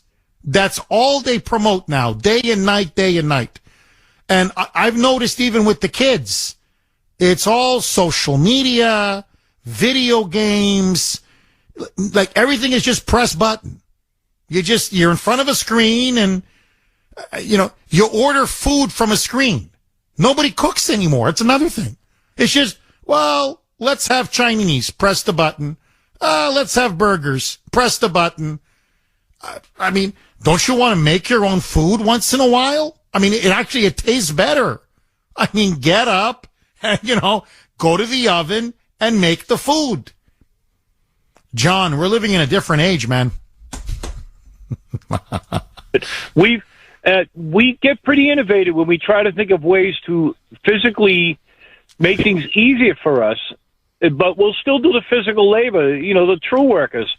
But we get we're so innovative when we try to find ways to to rob people of money. That's when we're the most intelligent. Oh, let's find a way to, why don't we go after England for enslaving us under, a king's rule? Why don't we go after them? I mean, look at the way they innovate ways. They just find ways to make money. Let's find something else and blame someone else to make money. It's payback time now. It's time to sit on our ass and have someone else pay us back. Look at your government. For years before Lincoln, they allowed people to enslave people. And you don't go after their ancestors, but someone will come up with that sooner or later. It's just like we get so we become geniuses when we want to rob someone blind of money, but we won't make that effort physically. It's just the evidence is there in your hands. Oh, you're dead on, John. You're on fire, John. As always, thank you for that call.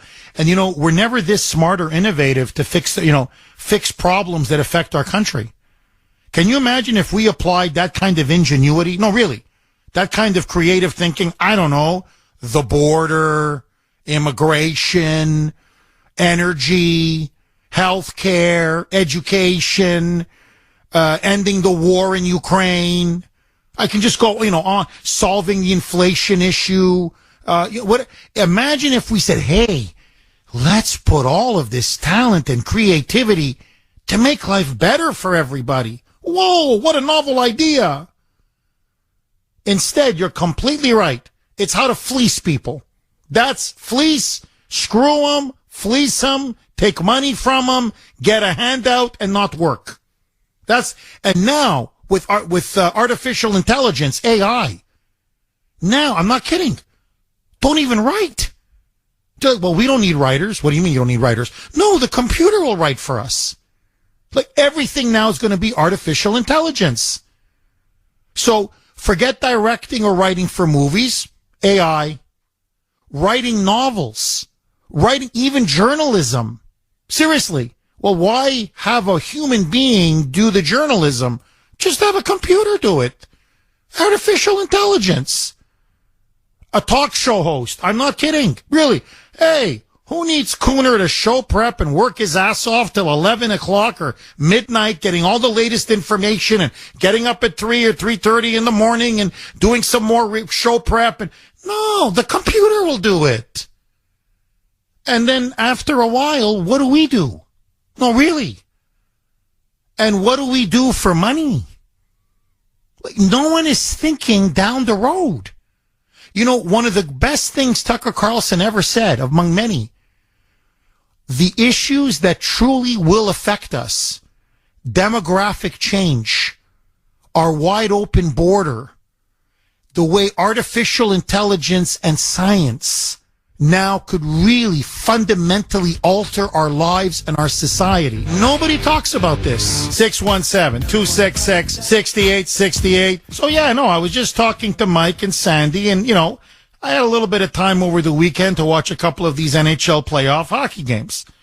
And, during commercials, I'm telling you, every second commercial is a freaking sex pill. And it's a 3-hour erection, 4-hour, 5-hour erections, 6 hours. I mean, I'm like, don't you got to go to work, man? That's right. Yeah, you got to call your doctor. You know what I mean? Yeah, exactly. After 8 hours, if you haven't killed her in the bedroom yet, call a doctor. I mean, I'm like, doesn't anybody go to work, man? So. It's our, do you suffer from bloating? Are you constipated? Are you this? It's pills, medications. We used to make stuff in this country. We used to, I was telling this to Mike. Mike's younger. He's 25, 26. I said, Mike, when I was growing, 24, forgive me, Mike, didn't mean to offend you. Mike's 24. Yeah, you're not that old. In the 80s and 90s, you'd see commercials. I don't know, cars, I don't know, Mr. Clean, hey, that's how you clean your toilet, whatever. We used to build stuff, make stuff. Now, it's just pills, and more pills. 617-266-6868. Therese in Bridgewater. Thanks for holding, Therese, and welcome. Hi, Jeff. Hi. I just have two quick comments, and then I'll hang up and let you address them. But I thought when the Republicans took over the House, didn't they promise to defund the 87,000 IRS agents? And now I'm not hearing about that anymore. And also on the reparations, won't they just take that out of our paychecks like they do our taxes? Well, Therese, on the first one, they did promise to do that.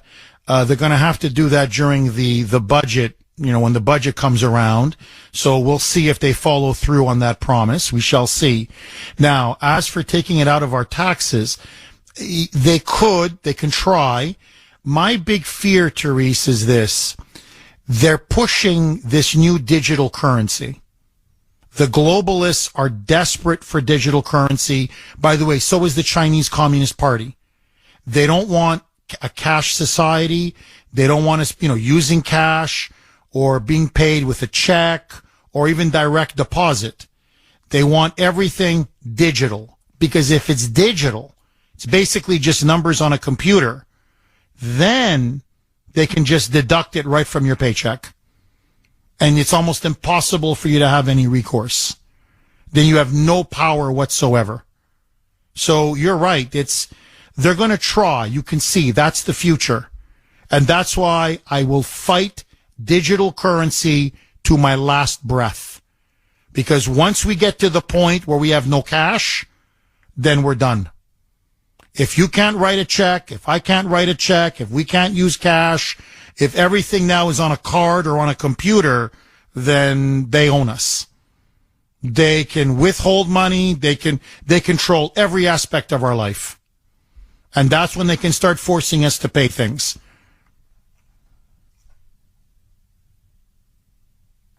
Hello, Therese? Did we lose Therese? Oh, no, still here. Yeah. So, Therese, so then the only option is civil disobedience, where you just go out on the streets and protest and, and stand up. But no, I mean, as things stand right now, you can withhold your tax money. You don't, even if you want to pay your taxes, you can still have the option now to say, don't take it out of, let's say I get paid every 2 weeks, right? So don't take it out of my bi-monthly paycheck. No. I want to keep all my money, and then whatever I'm owed, I'll pay you at the end of the year. So you still have that option. But if we go all digital, what can I do? I mean, there's nothing I can do. I don't even get a paycheck. I get nothing. It's all on a computer screen. So it's all just numbers and digits, and they control the whole thing. So that's why they want to turn us into a non-cash society, because with cash, we still have power. It's the same thing like with oil and natural gas.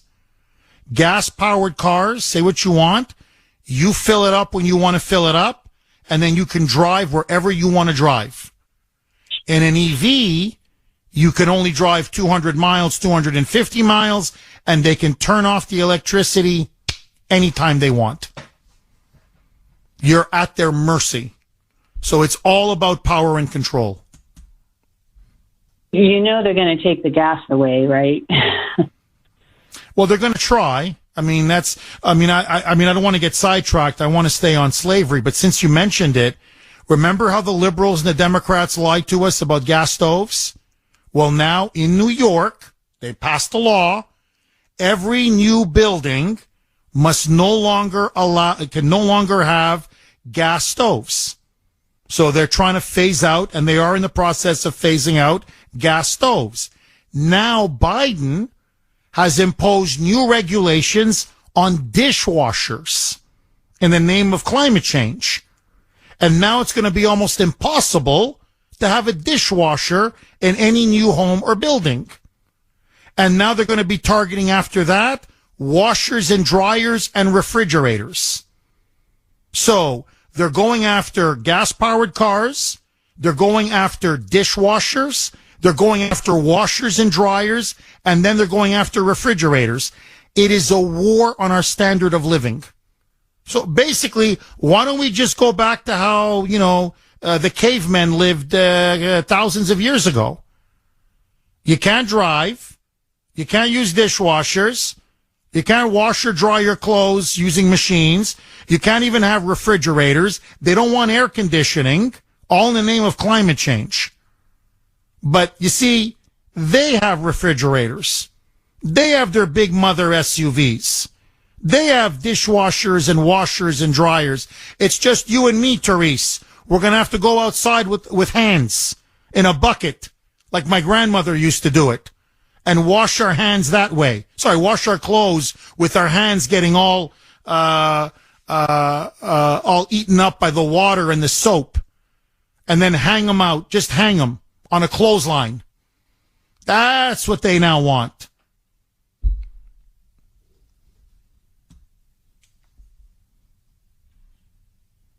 Hello, Therese? Yeah, still here, Jeff. Yeah, Therese, so, you can look it up. Don't take my word for it. One of the big stories today, Joe Biden now passes an executive order, and now dishwashers, new regulations for dishwashers, so draconian, so severe, that it's almost going to be impossible now for any new home or building to have a dishwasher. So they want you to wash your own dishes now. No, God forbid you should have a dishwasher. They can, but not you. Consumes too much water. It's bad for the climate. Washer, dryer, fridges, air conditioning, gas-powered cars. Soon we're all going to be on bikes. Everything's going to be back to being manual. In other words, be poor. You don't own your home. You don't own your car. If you're lucky to have a car, you have an EV. And there you are, washing your clothes outside, washing your dishes. They control every aspect of your life.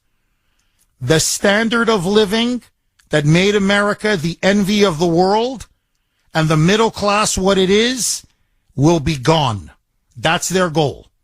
Their goal is to make all of us poor. And remember, we will own nothing, and we will be happy owning nothing. They'll have everything, and apparently they'll be miserable, but somebody's got to be miserable. But we'll own nothing, and we'll be happy to own nothing. 617-266-6868. Okay, quick reset. Democrats now are all in on slavery reparations. Gavin Newsom's task force has now come out with its final recommendation. The figure, 1.2 million per resident, black resident, who are eligible in California. It will cost the state a minimum of $800,000. That's just California. Cities are going their own way. San Francisco wants $5 million. My question to you, do you think we owe reparations? Is it a good idea? Do you support it? And how are we going to pay for this? If Illinois does this, New York, Massachusetts, other states are poised to do, this will cost us 10, 20, 30, 40 trillion dollars. It will balkanize our country.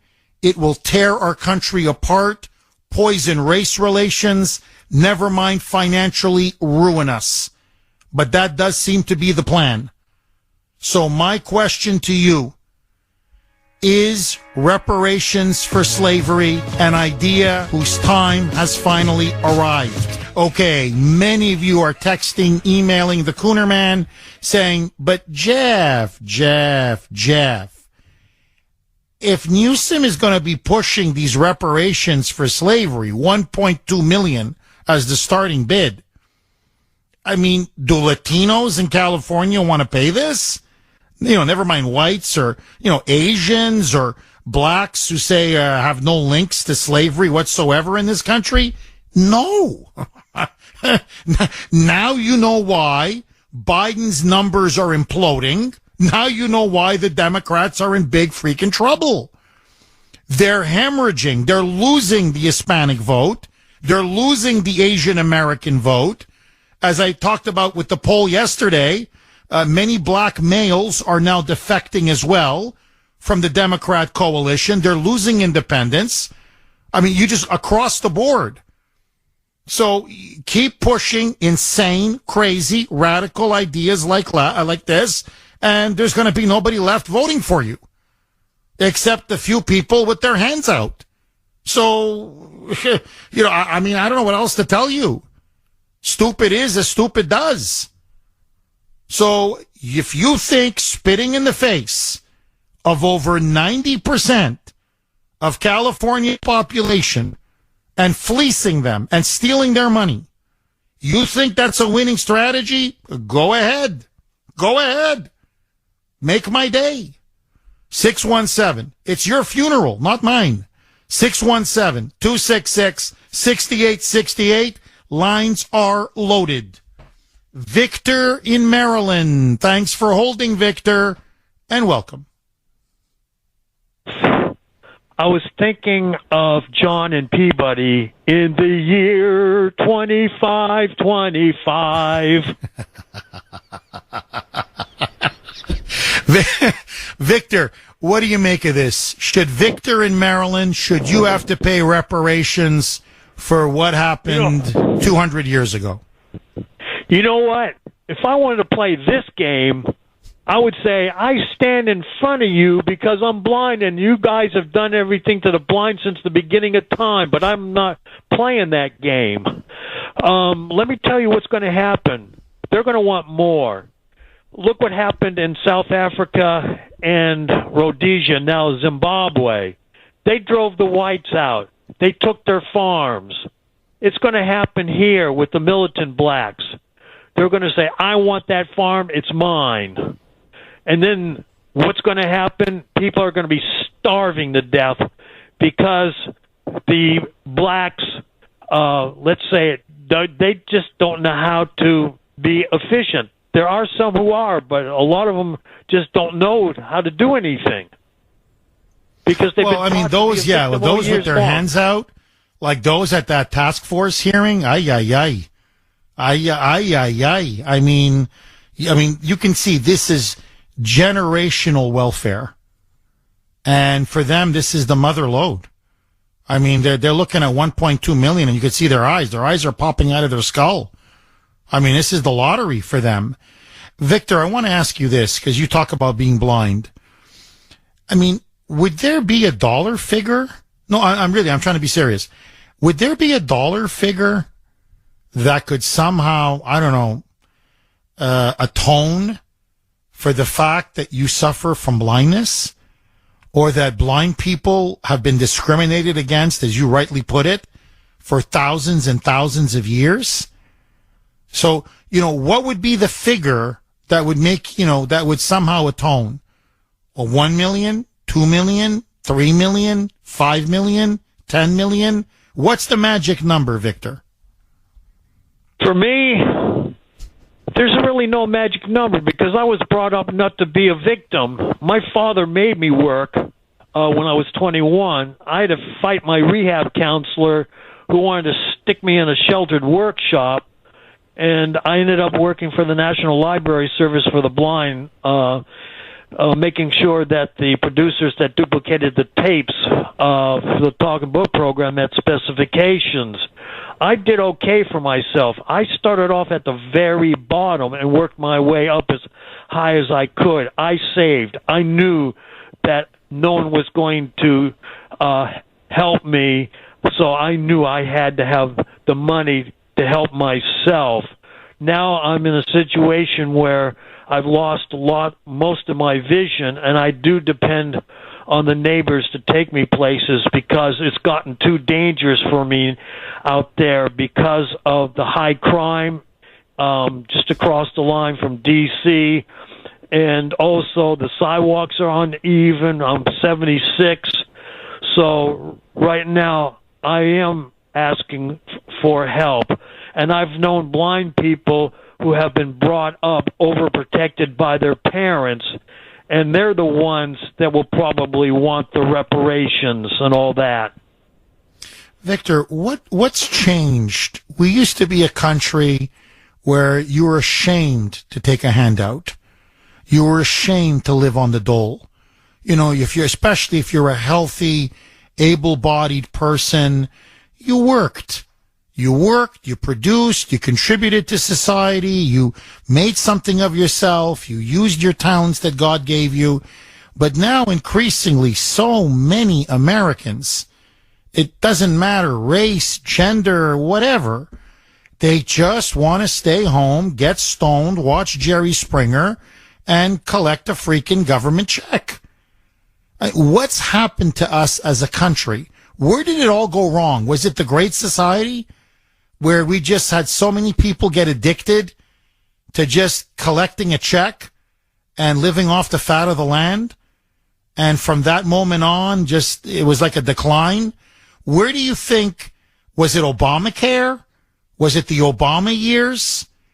Where so many people got all kinds of handouts, but something has changed. Now it's no longer the land of opportunity. Now it's the land of welfare. Who can get what and how much? It's turned into the land of victimization. I'm a bigger victim than you are. It really started with Lyndon Johnson destroying the black family. And I've gotten to the point now where I am saying, I don't care. Have your abortions. Go kill one another in the major cities. You'll always be a minority. I hate to say that, but that's what it's coming to. I'm just fed up with everybody being a victim and some of these stupid-sided people who can't even figure out how to get a photo ID to show when you go vote.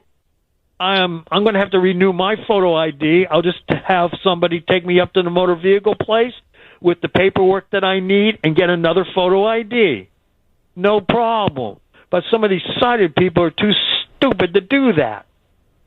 Victor, thank you very, very much for your call. I really appreciate it. 617-266-6868. I mean, here's a blind man, and just look at him. I mean, he's not whining. He's not complaining. He's been working. He's been paying taxes. He's not looking for somebody to cut him a $1.2 million check. You don't see him saying, ooh, I'm blind. I've been discriminated my whole life. Ooh, the blind have been discriminated since the beginning of time. Ooh, you owe me. You owe us. That's life, man. You get dealt a bad hand. You do the best that you can. That's what life is.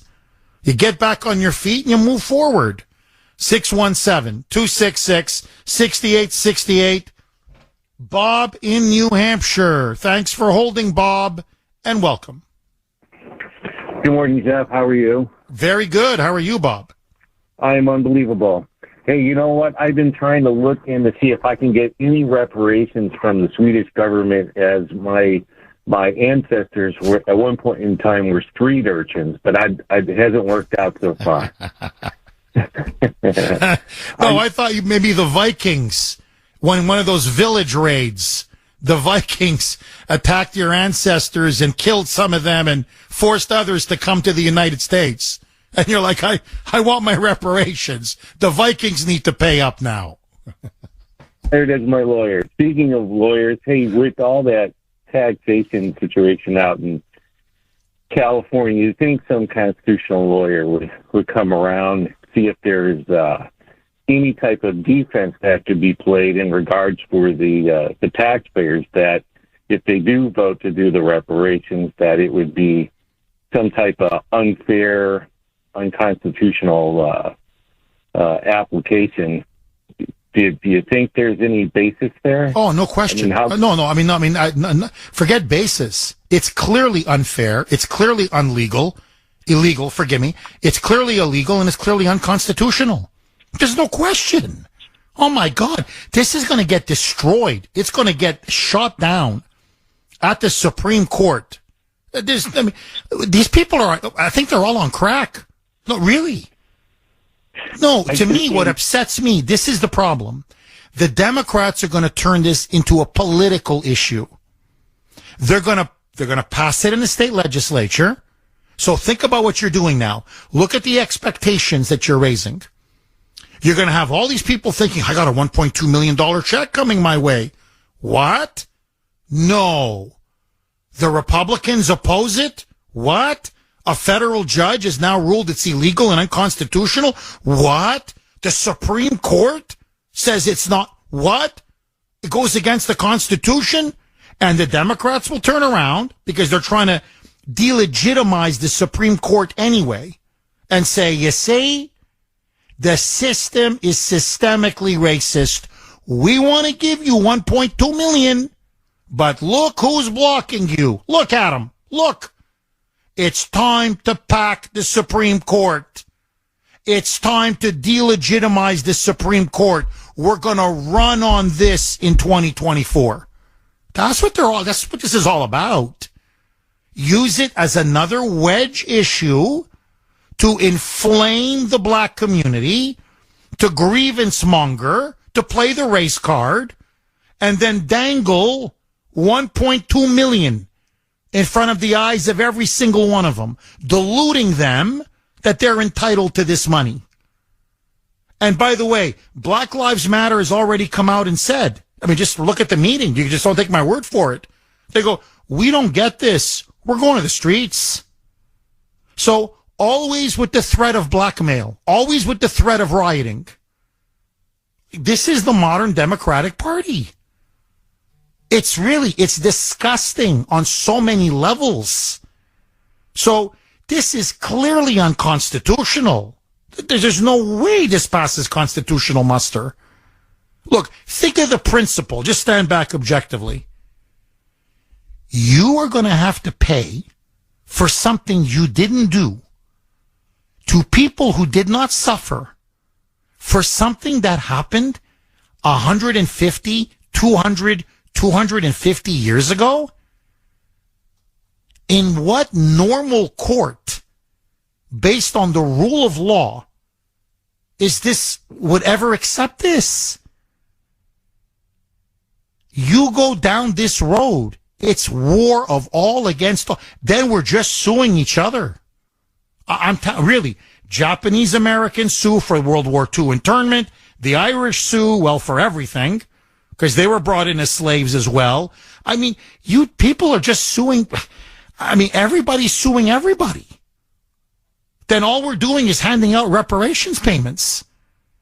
So you cannot have a present generation pay for the sins of the past, because the sins of the past belong in the past. And every generation commits its own sins. Every culture, every civilization, every race, as I mentioned earlier, every inhabited continent has had slavery. Many of them had slavery after we abolished slavery. So think of the Middle East, Africa, Latin America, Asia. I mean, it's not just Europe. It's not just us. So what? We're going to be suing each other until kingdom come?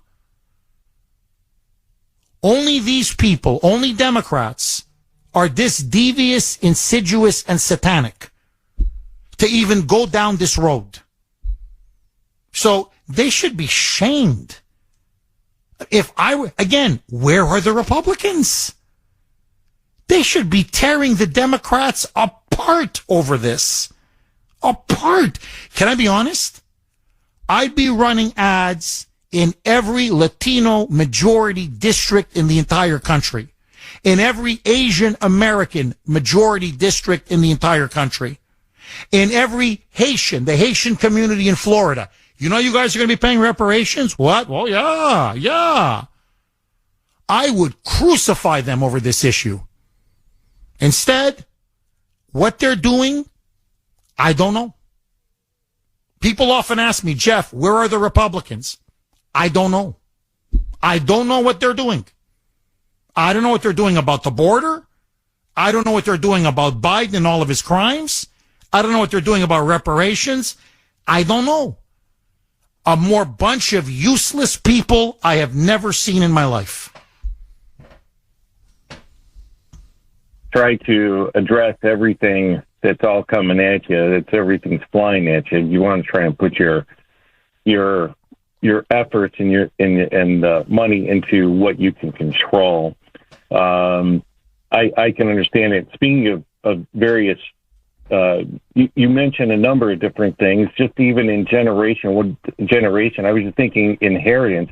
The opportunity is what the reparations are. I mean, from the Civil War, the opportunity of the slaves to become citizens and enjoy the inheritance that is the United States of America that has been brought about. That's the reward. That's the reparations. That's the chance to have that opportunity. It was even mentioned in the sports update just a little while ago that the basketball player, in order to win, we had to create opportunities for ourselves. And so the question I come back in general is, what we only get about 100 years to live with ourselves. What type of inheritance are we going to leave for our kids so that way they can continue to live the same life that we have begun, or even better? And it appears that that socialism and communism has no capability for inheritance. There is no inheritance because there's nothing left. So I had that thought. Just wanted to bring it out to you. And it's an excellent point. No, it's an absolutely excellent point. And Bob, look, let's cut to the chase. Okay, this is the elephant in the room, so let's confront it. There were many blacks at the time, we're talking now the 19th century, that didn't want to live in the United States. And many freed blacks said, you know what? We want to go back to Africa. We don't want to live in America, which is their right, their prerogative. And so they did. They went back and they founded Liberia. Liberia is a country founded by former U.S. slaves. It's an English-speaking country. And many names are American names. It is one of the poorest, most repressive, downtrodden, miserable countries on the face of the planet. On the face of the planet. Now, look at Africa in general. Would blacks today in the United States, I have to ask, are you better off had you stayed behind in Africa? Are you better off having gone to Liberia? Or are you better off having stayed in the United States? It's a no-brainer. There's no issue. There's no comparison. Now, this isn't me. This is Thomas Sowell, the brilliant black conservative who made this point. He made another point that I think is absolutely brilliant, irrefutable. He said everybody goes on about racism in America, racism in America. Number one, America is the least racist country in the history of the world. Yes, of course, there's racism. But that's like saying there's adultery. That's like saying there's lying.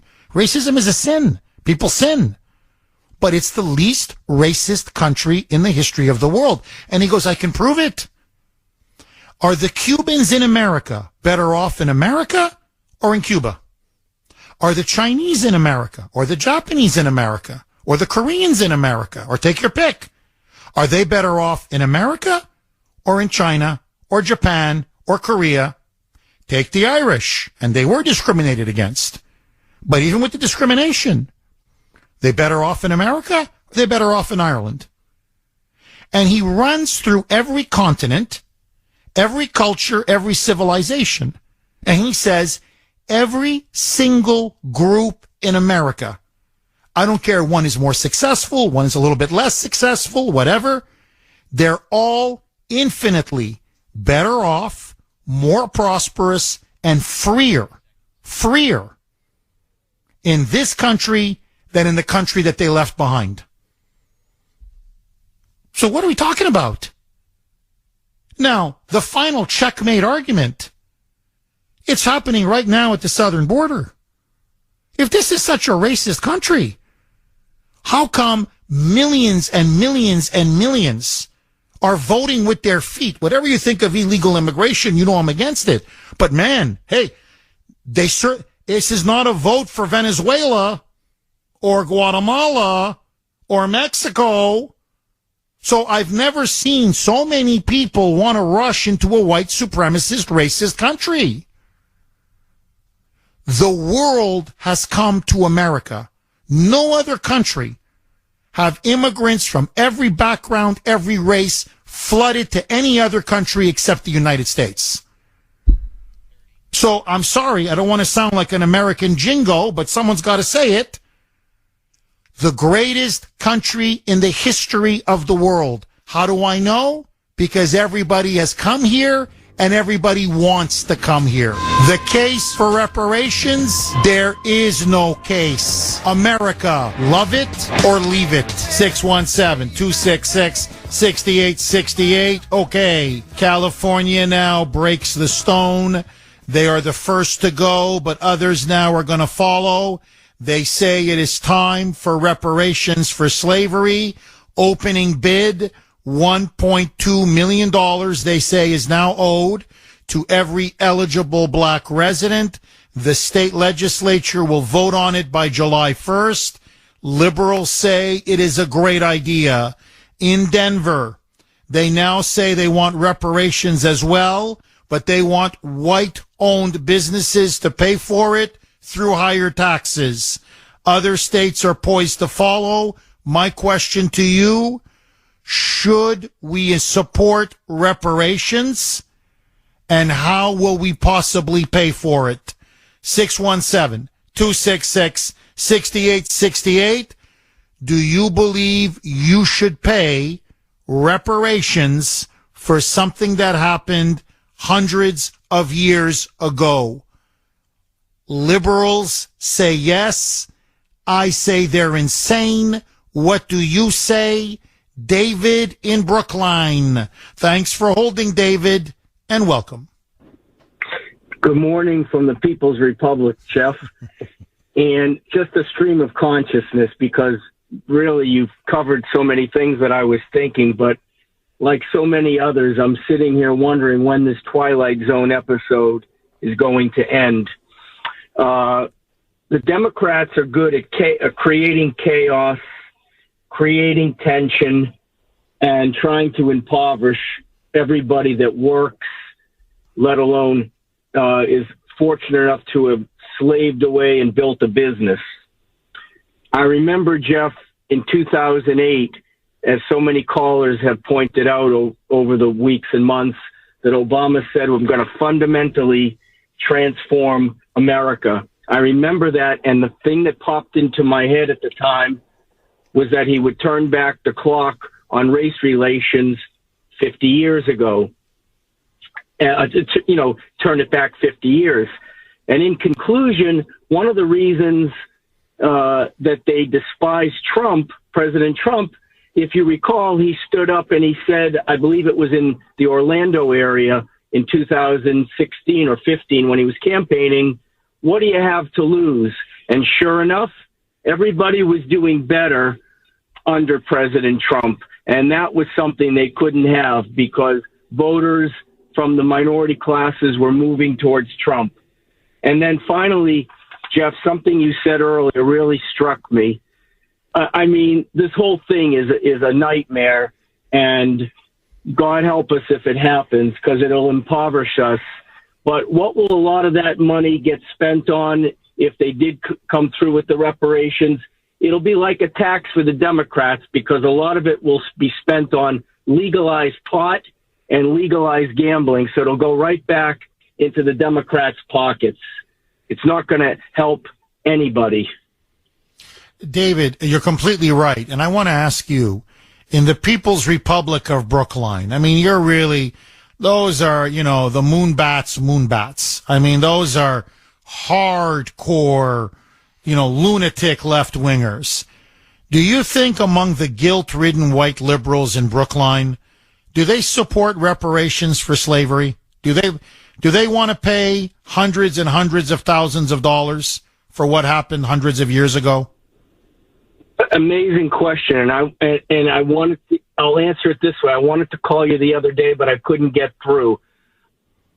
When I was I shouldn't say this. I drive an SUV. You might guess, right? That's why I think about gas prices. I was getting screamed at by a bike Nazi on Harvard Street like you wouldn't believe, a maniacal look. So the answer to your and I thought of you, and the answer is those kind of people think it's great, and many of the others who are sitting in the coffee shop, sitting around all day long, they think it's great. But the few businesses that are left in Brookline, and I've called you before because so many are gone, 35%, I would say 30% minimum empty spaces now in that area. The people that are running a business like myself that work hard, we think it's a twilight zone and it's a nightmare. So I would say yes. A lot of people in Brookline, they voted to allow 16-year-old children to vote in elections, making decisions on fiscal policy. So you tell me, they can't connect the dots. It sounds good, but they don't know what it really means, what they're saying. This is all garbage they're taught in schools. So yes, it's that people don't realize how crazy it is, and it will come to a town near you. It's not going to stop in Brookline. David, thank you so much for your call. 617-266-6868. You know, I get that treatment from these bike Nazis all the time. And I got to tell you, I don't know how you can drive a bike and give the middle finger at the same time, but I swear they managed to do it. And all I keep thinking is that Bill in Sudbury? Or is that Ben in North Andover? Let me get this straight. I'm the one that's paying all these freaking taxes for the road that you're riding your little bike on. And you're giving me the finger, you loser, you. It's incredible. I'm telling you, and they're nasty. Oh, these bike Nazis, they are so nasty. I'm like, let me get this straight. You're inconveniencing me? And you're giving me you're flipping me the bird? 617-266-6868 is the number. Okay, let me ask all of you, because I think David is correct. I think this thing is a hit in Brookline. I think it's a hit in Wellesley. I think it's a hit in many, many, many of these liberal enclaves in Massachusetts, like it is in New York, Illinois, and of course in California. Do you believe that reparations will now become a major platform of the Democratic Party?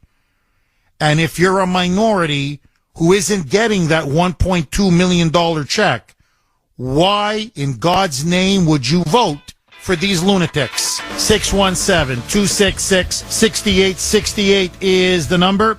Lines are loaded. You can also text us 70470. Ron in Bridgewater. Thanks for holding, Ron, and welcome.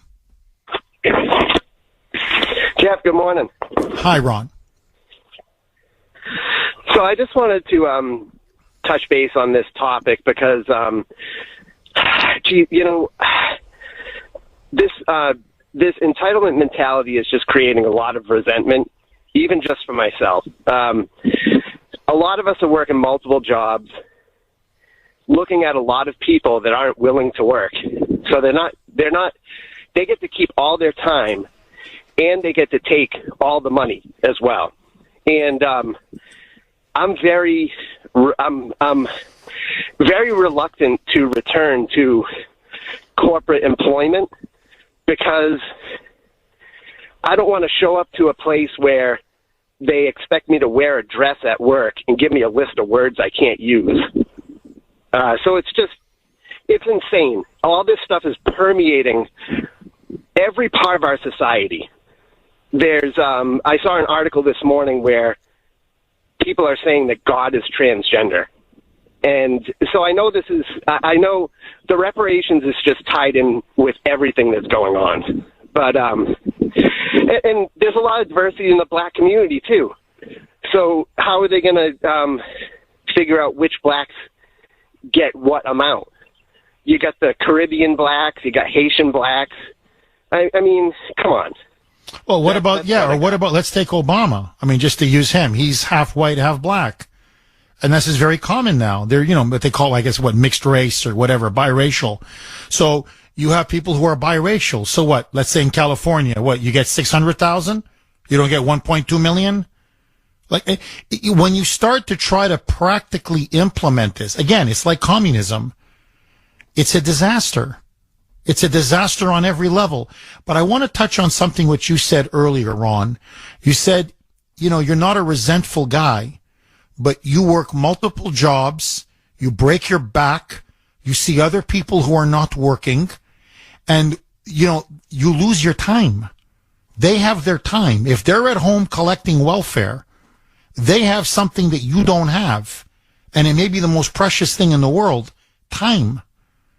And honestly, Ron, as I get older, I'm 53 now, I'm going to be 54 in September, I'm starting to realize I'm no spring chicken. I'm in middle age. And, God willing, I have many more years on this earth, but time is my most precious commodity. Because I know I can, eventually, I hope I live till 80, 85, but you never know. I can see eventually there is going to be an end.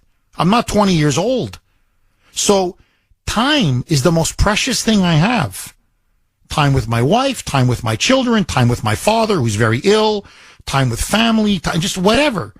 So, I'm working like you very long. I don't have two jobs, thankfully, but I'm working long, hard hours. And to see my money just being squandered and frittered away and wasted, my tax money, and to get it to people who are lazy and who sit around and do nothing, and now they're trying to con us and grift us into acting somehow like we morally owe them something that we don't. And this is what I fear. It's going to naturally cause resentment among every other group in society that has to pay. And that's why I'm saying this is going to so poison race relations. It is going to tear this country apart. So if you wanted to destroy America, you couldn't do it any better way than what Biden and the Democrats are doing now. If you said to me, you give me $1.2 million, Ron, you give me a $1.2 million contract, and you say, here, Jeff, $1.2 million, but you got to come up with a plan, and I want you to dismantle this country piece by piece within 4 years. You got 4 years to finish off the greatest superpower the world has ever known. I don't think I could have come up with a better plan than what they're doing right now. I swear to you, God is my witness. I know I would have overlooked some things that they're implementing right now. I mean, Ron, am I wrong?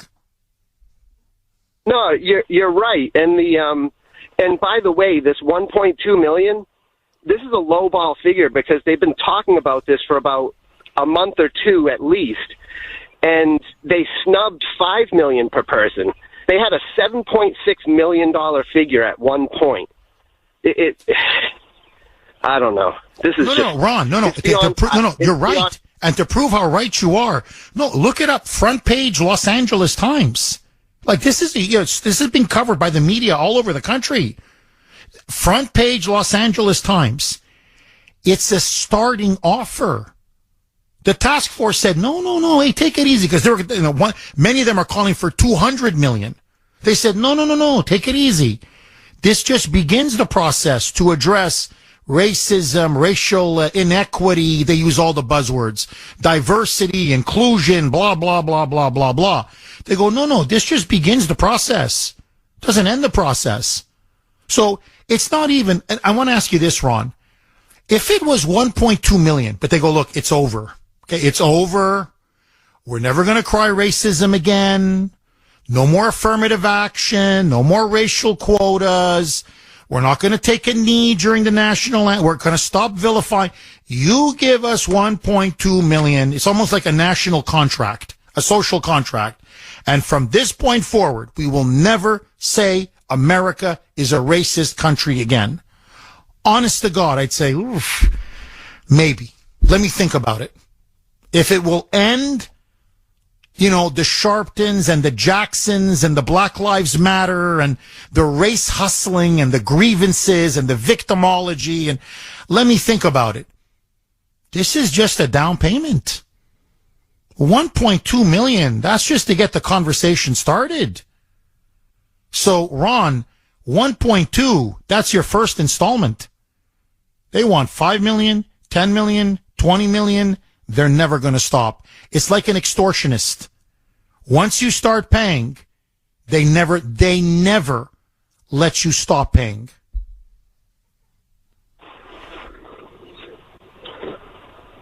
Right. I mean, Ron, in the end, I mean, I see this as a dead end for the Democrats. Because if I'm a Latino in California, never mind a white person, I'm a Latino or I'm an Asian or a black Caribbean or a genuine African American, a black from Africa. And I'm like, whoa. I just got here, or we've been here one generation, and I got to cough up 1.2 million? I don't think so. They're going to alienate so many groups in society. They're going to become a permanent minority party. They're so stupid, Ron. They don't realize politically they're blowing their brains out. Because outside of the people who get the check, who else can support this? Who has half a brain? Not me. Ron, if they force you to pay, will you pay? I'll try my damnedest not to. I'm with you, Ron. I'm with you, my friend. And if they send us to the gulag, please, if you're there before me, keep my seat warm. 617-266, because I'm not paying. 617-266-6868. Marianne in New Hampshire. Thanks for holding, Marianne, and welcome. Good morning. Hi. I've got a story that really deals with real-time Nazis and reparations. I had family, or I still have family, in Poland, and during World War II, the Nazis came into Poland. They went to my cousin's village, and they went up to the house, and they wanted my cousin Albert. His mother had sent him up into the hills, up into the woods, anything, so that they wouldn't take him. And so they came back a second time to get him, and he was not there. And so they told his mother, next time we come, if he's not here, we're going to shoot you. And so my cousin Albert went from Poland.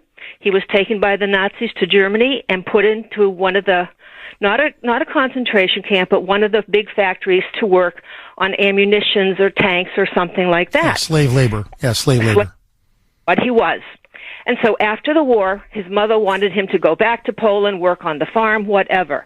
He could see what was happening. He wasn't stupid. He saw the communists coming.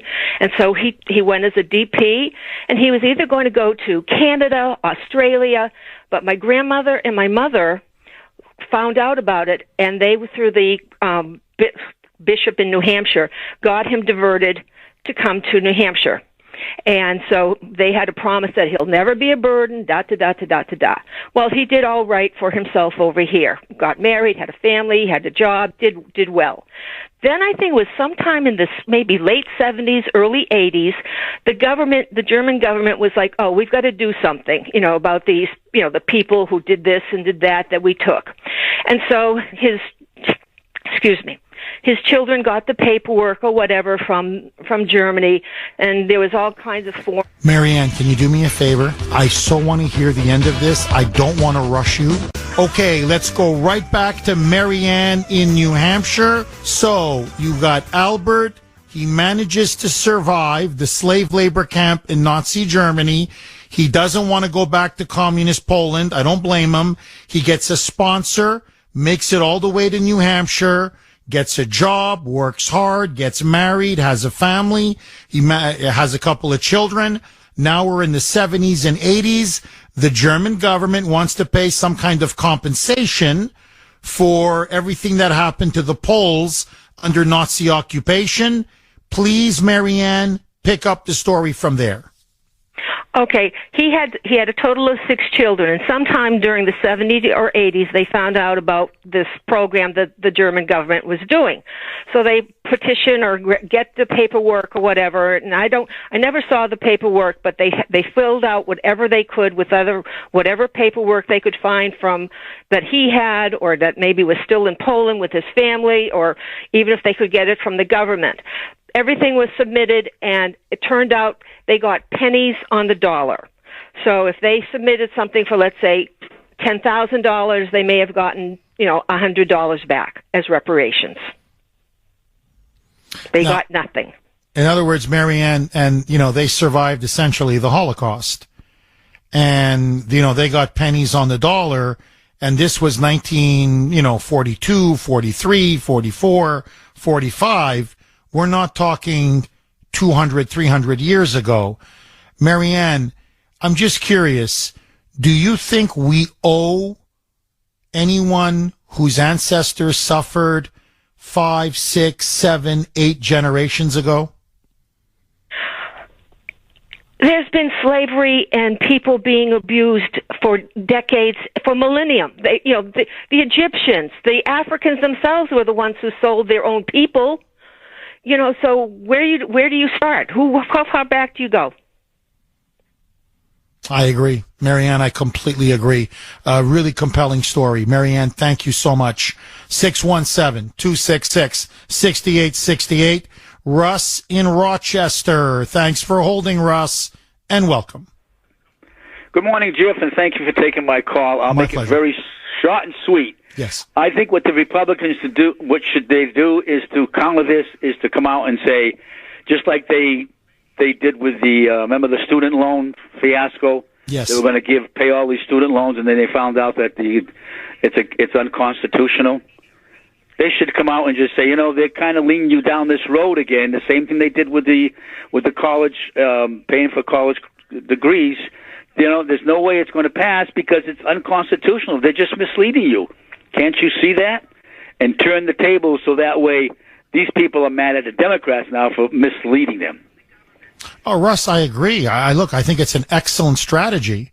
To me, what I find amazing, nobody's saying anything. Where's Ted Cruz? Where's Kevin McCarthy is from California. His district is from California.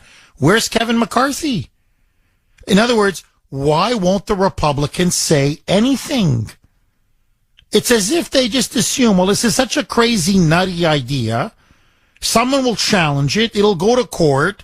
A federal judge will rightly rule it's unconstitutional or illegal, so we don't have to waste our time with this.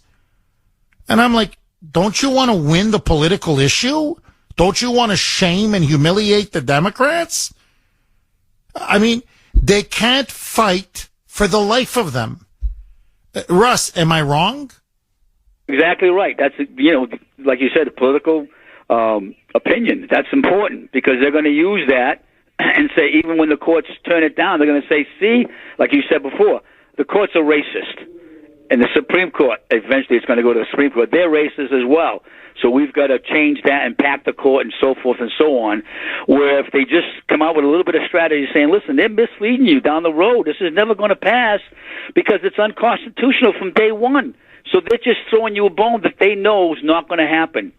So, I would be very leery. And that way, hopefully, the people that are being promised this empty jar, so to speak, are going to say, oh, yeah, that's right. Yeah, I remember the education. Yeah, that went down. That didn't go anywhere either. Yeah. And hopefully they turn around and get mad at the Democrats. At the Democrats. No, it's very good political strategy. I completely agree. But that's beyond the Republicans. They can't. See, that's more three-dimensional chess, Russ. These guys can only play checkers. They can't do anything more than that. They can't play chess, not even one-dimensional chess. Forget three-dimensional chess. Thank you for that call, Russ. Oh, really, just turn it around on them. They're lying to you. They're manipulating you. They know they're selling you it's snake oil. They're selling you a false bill of goods.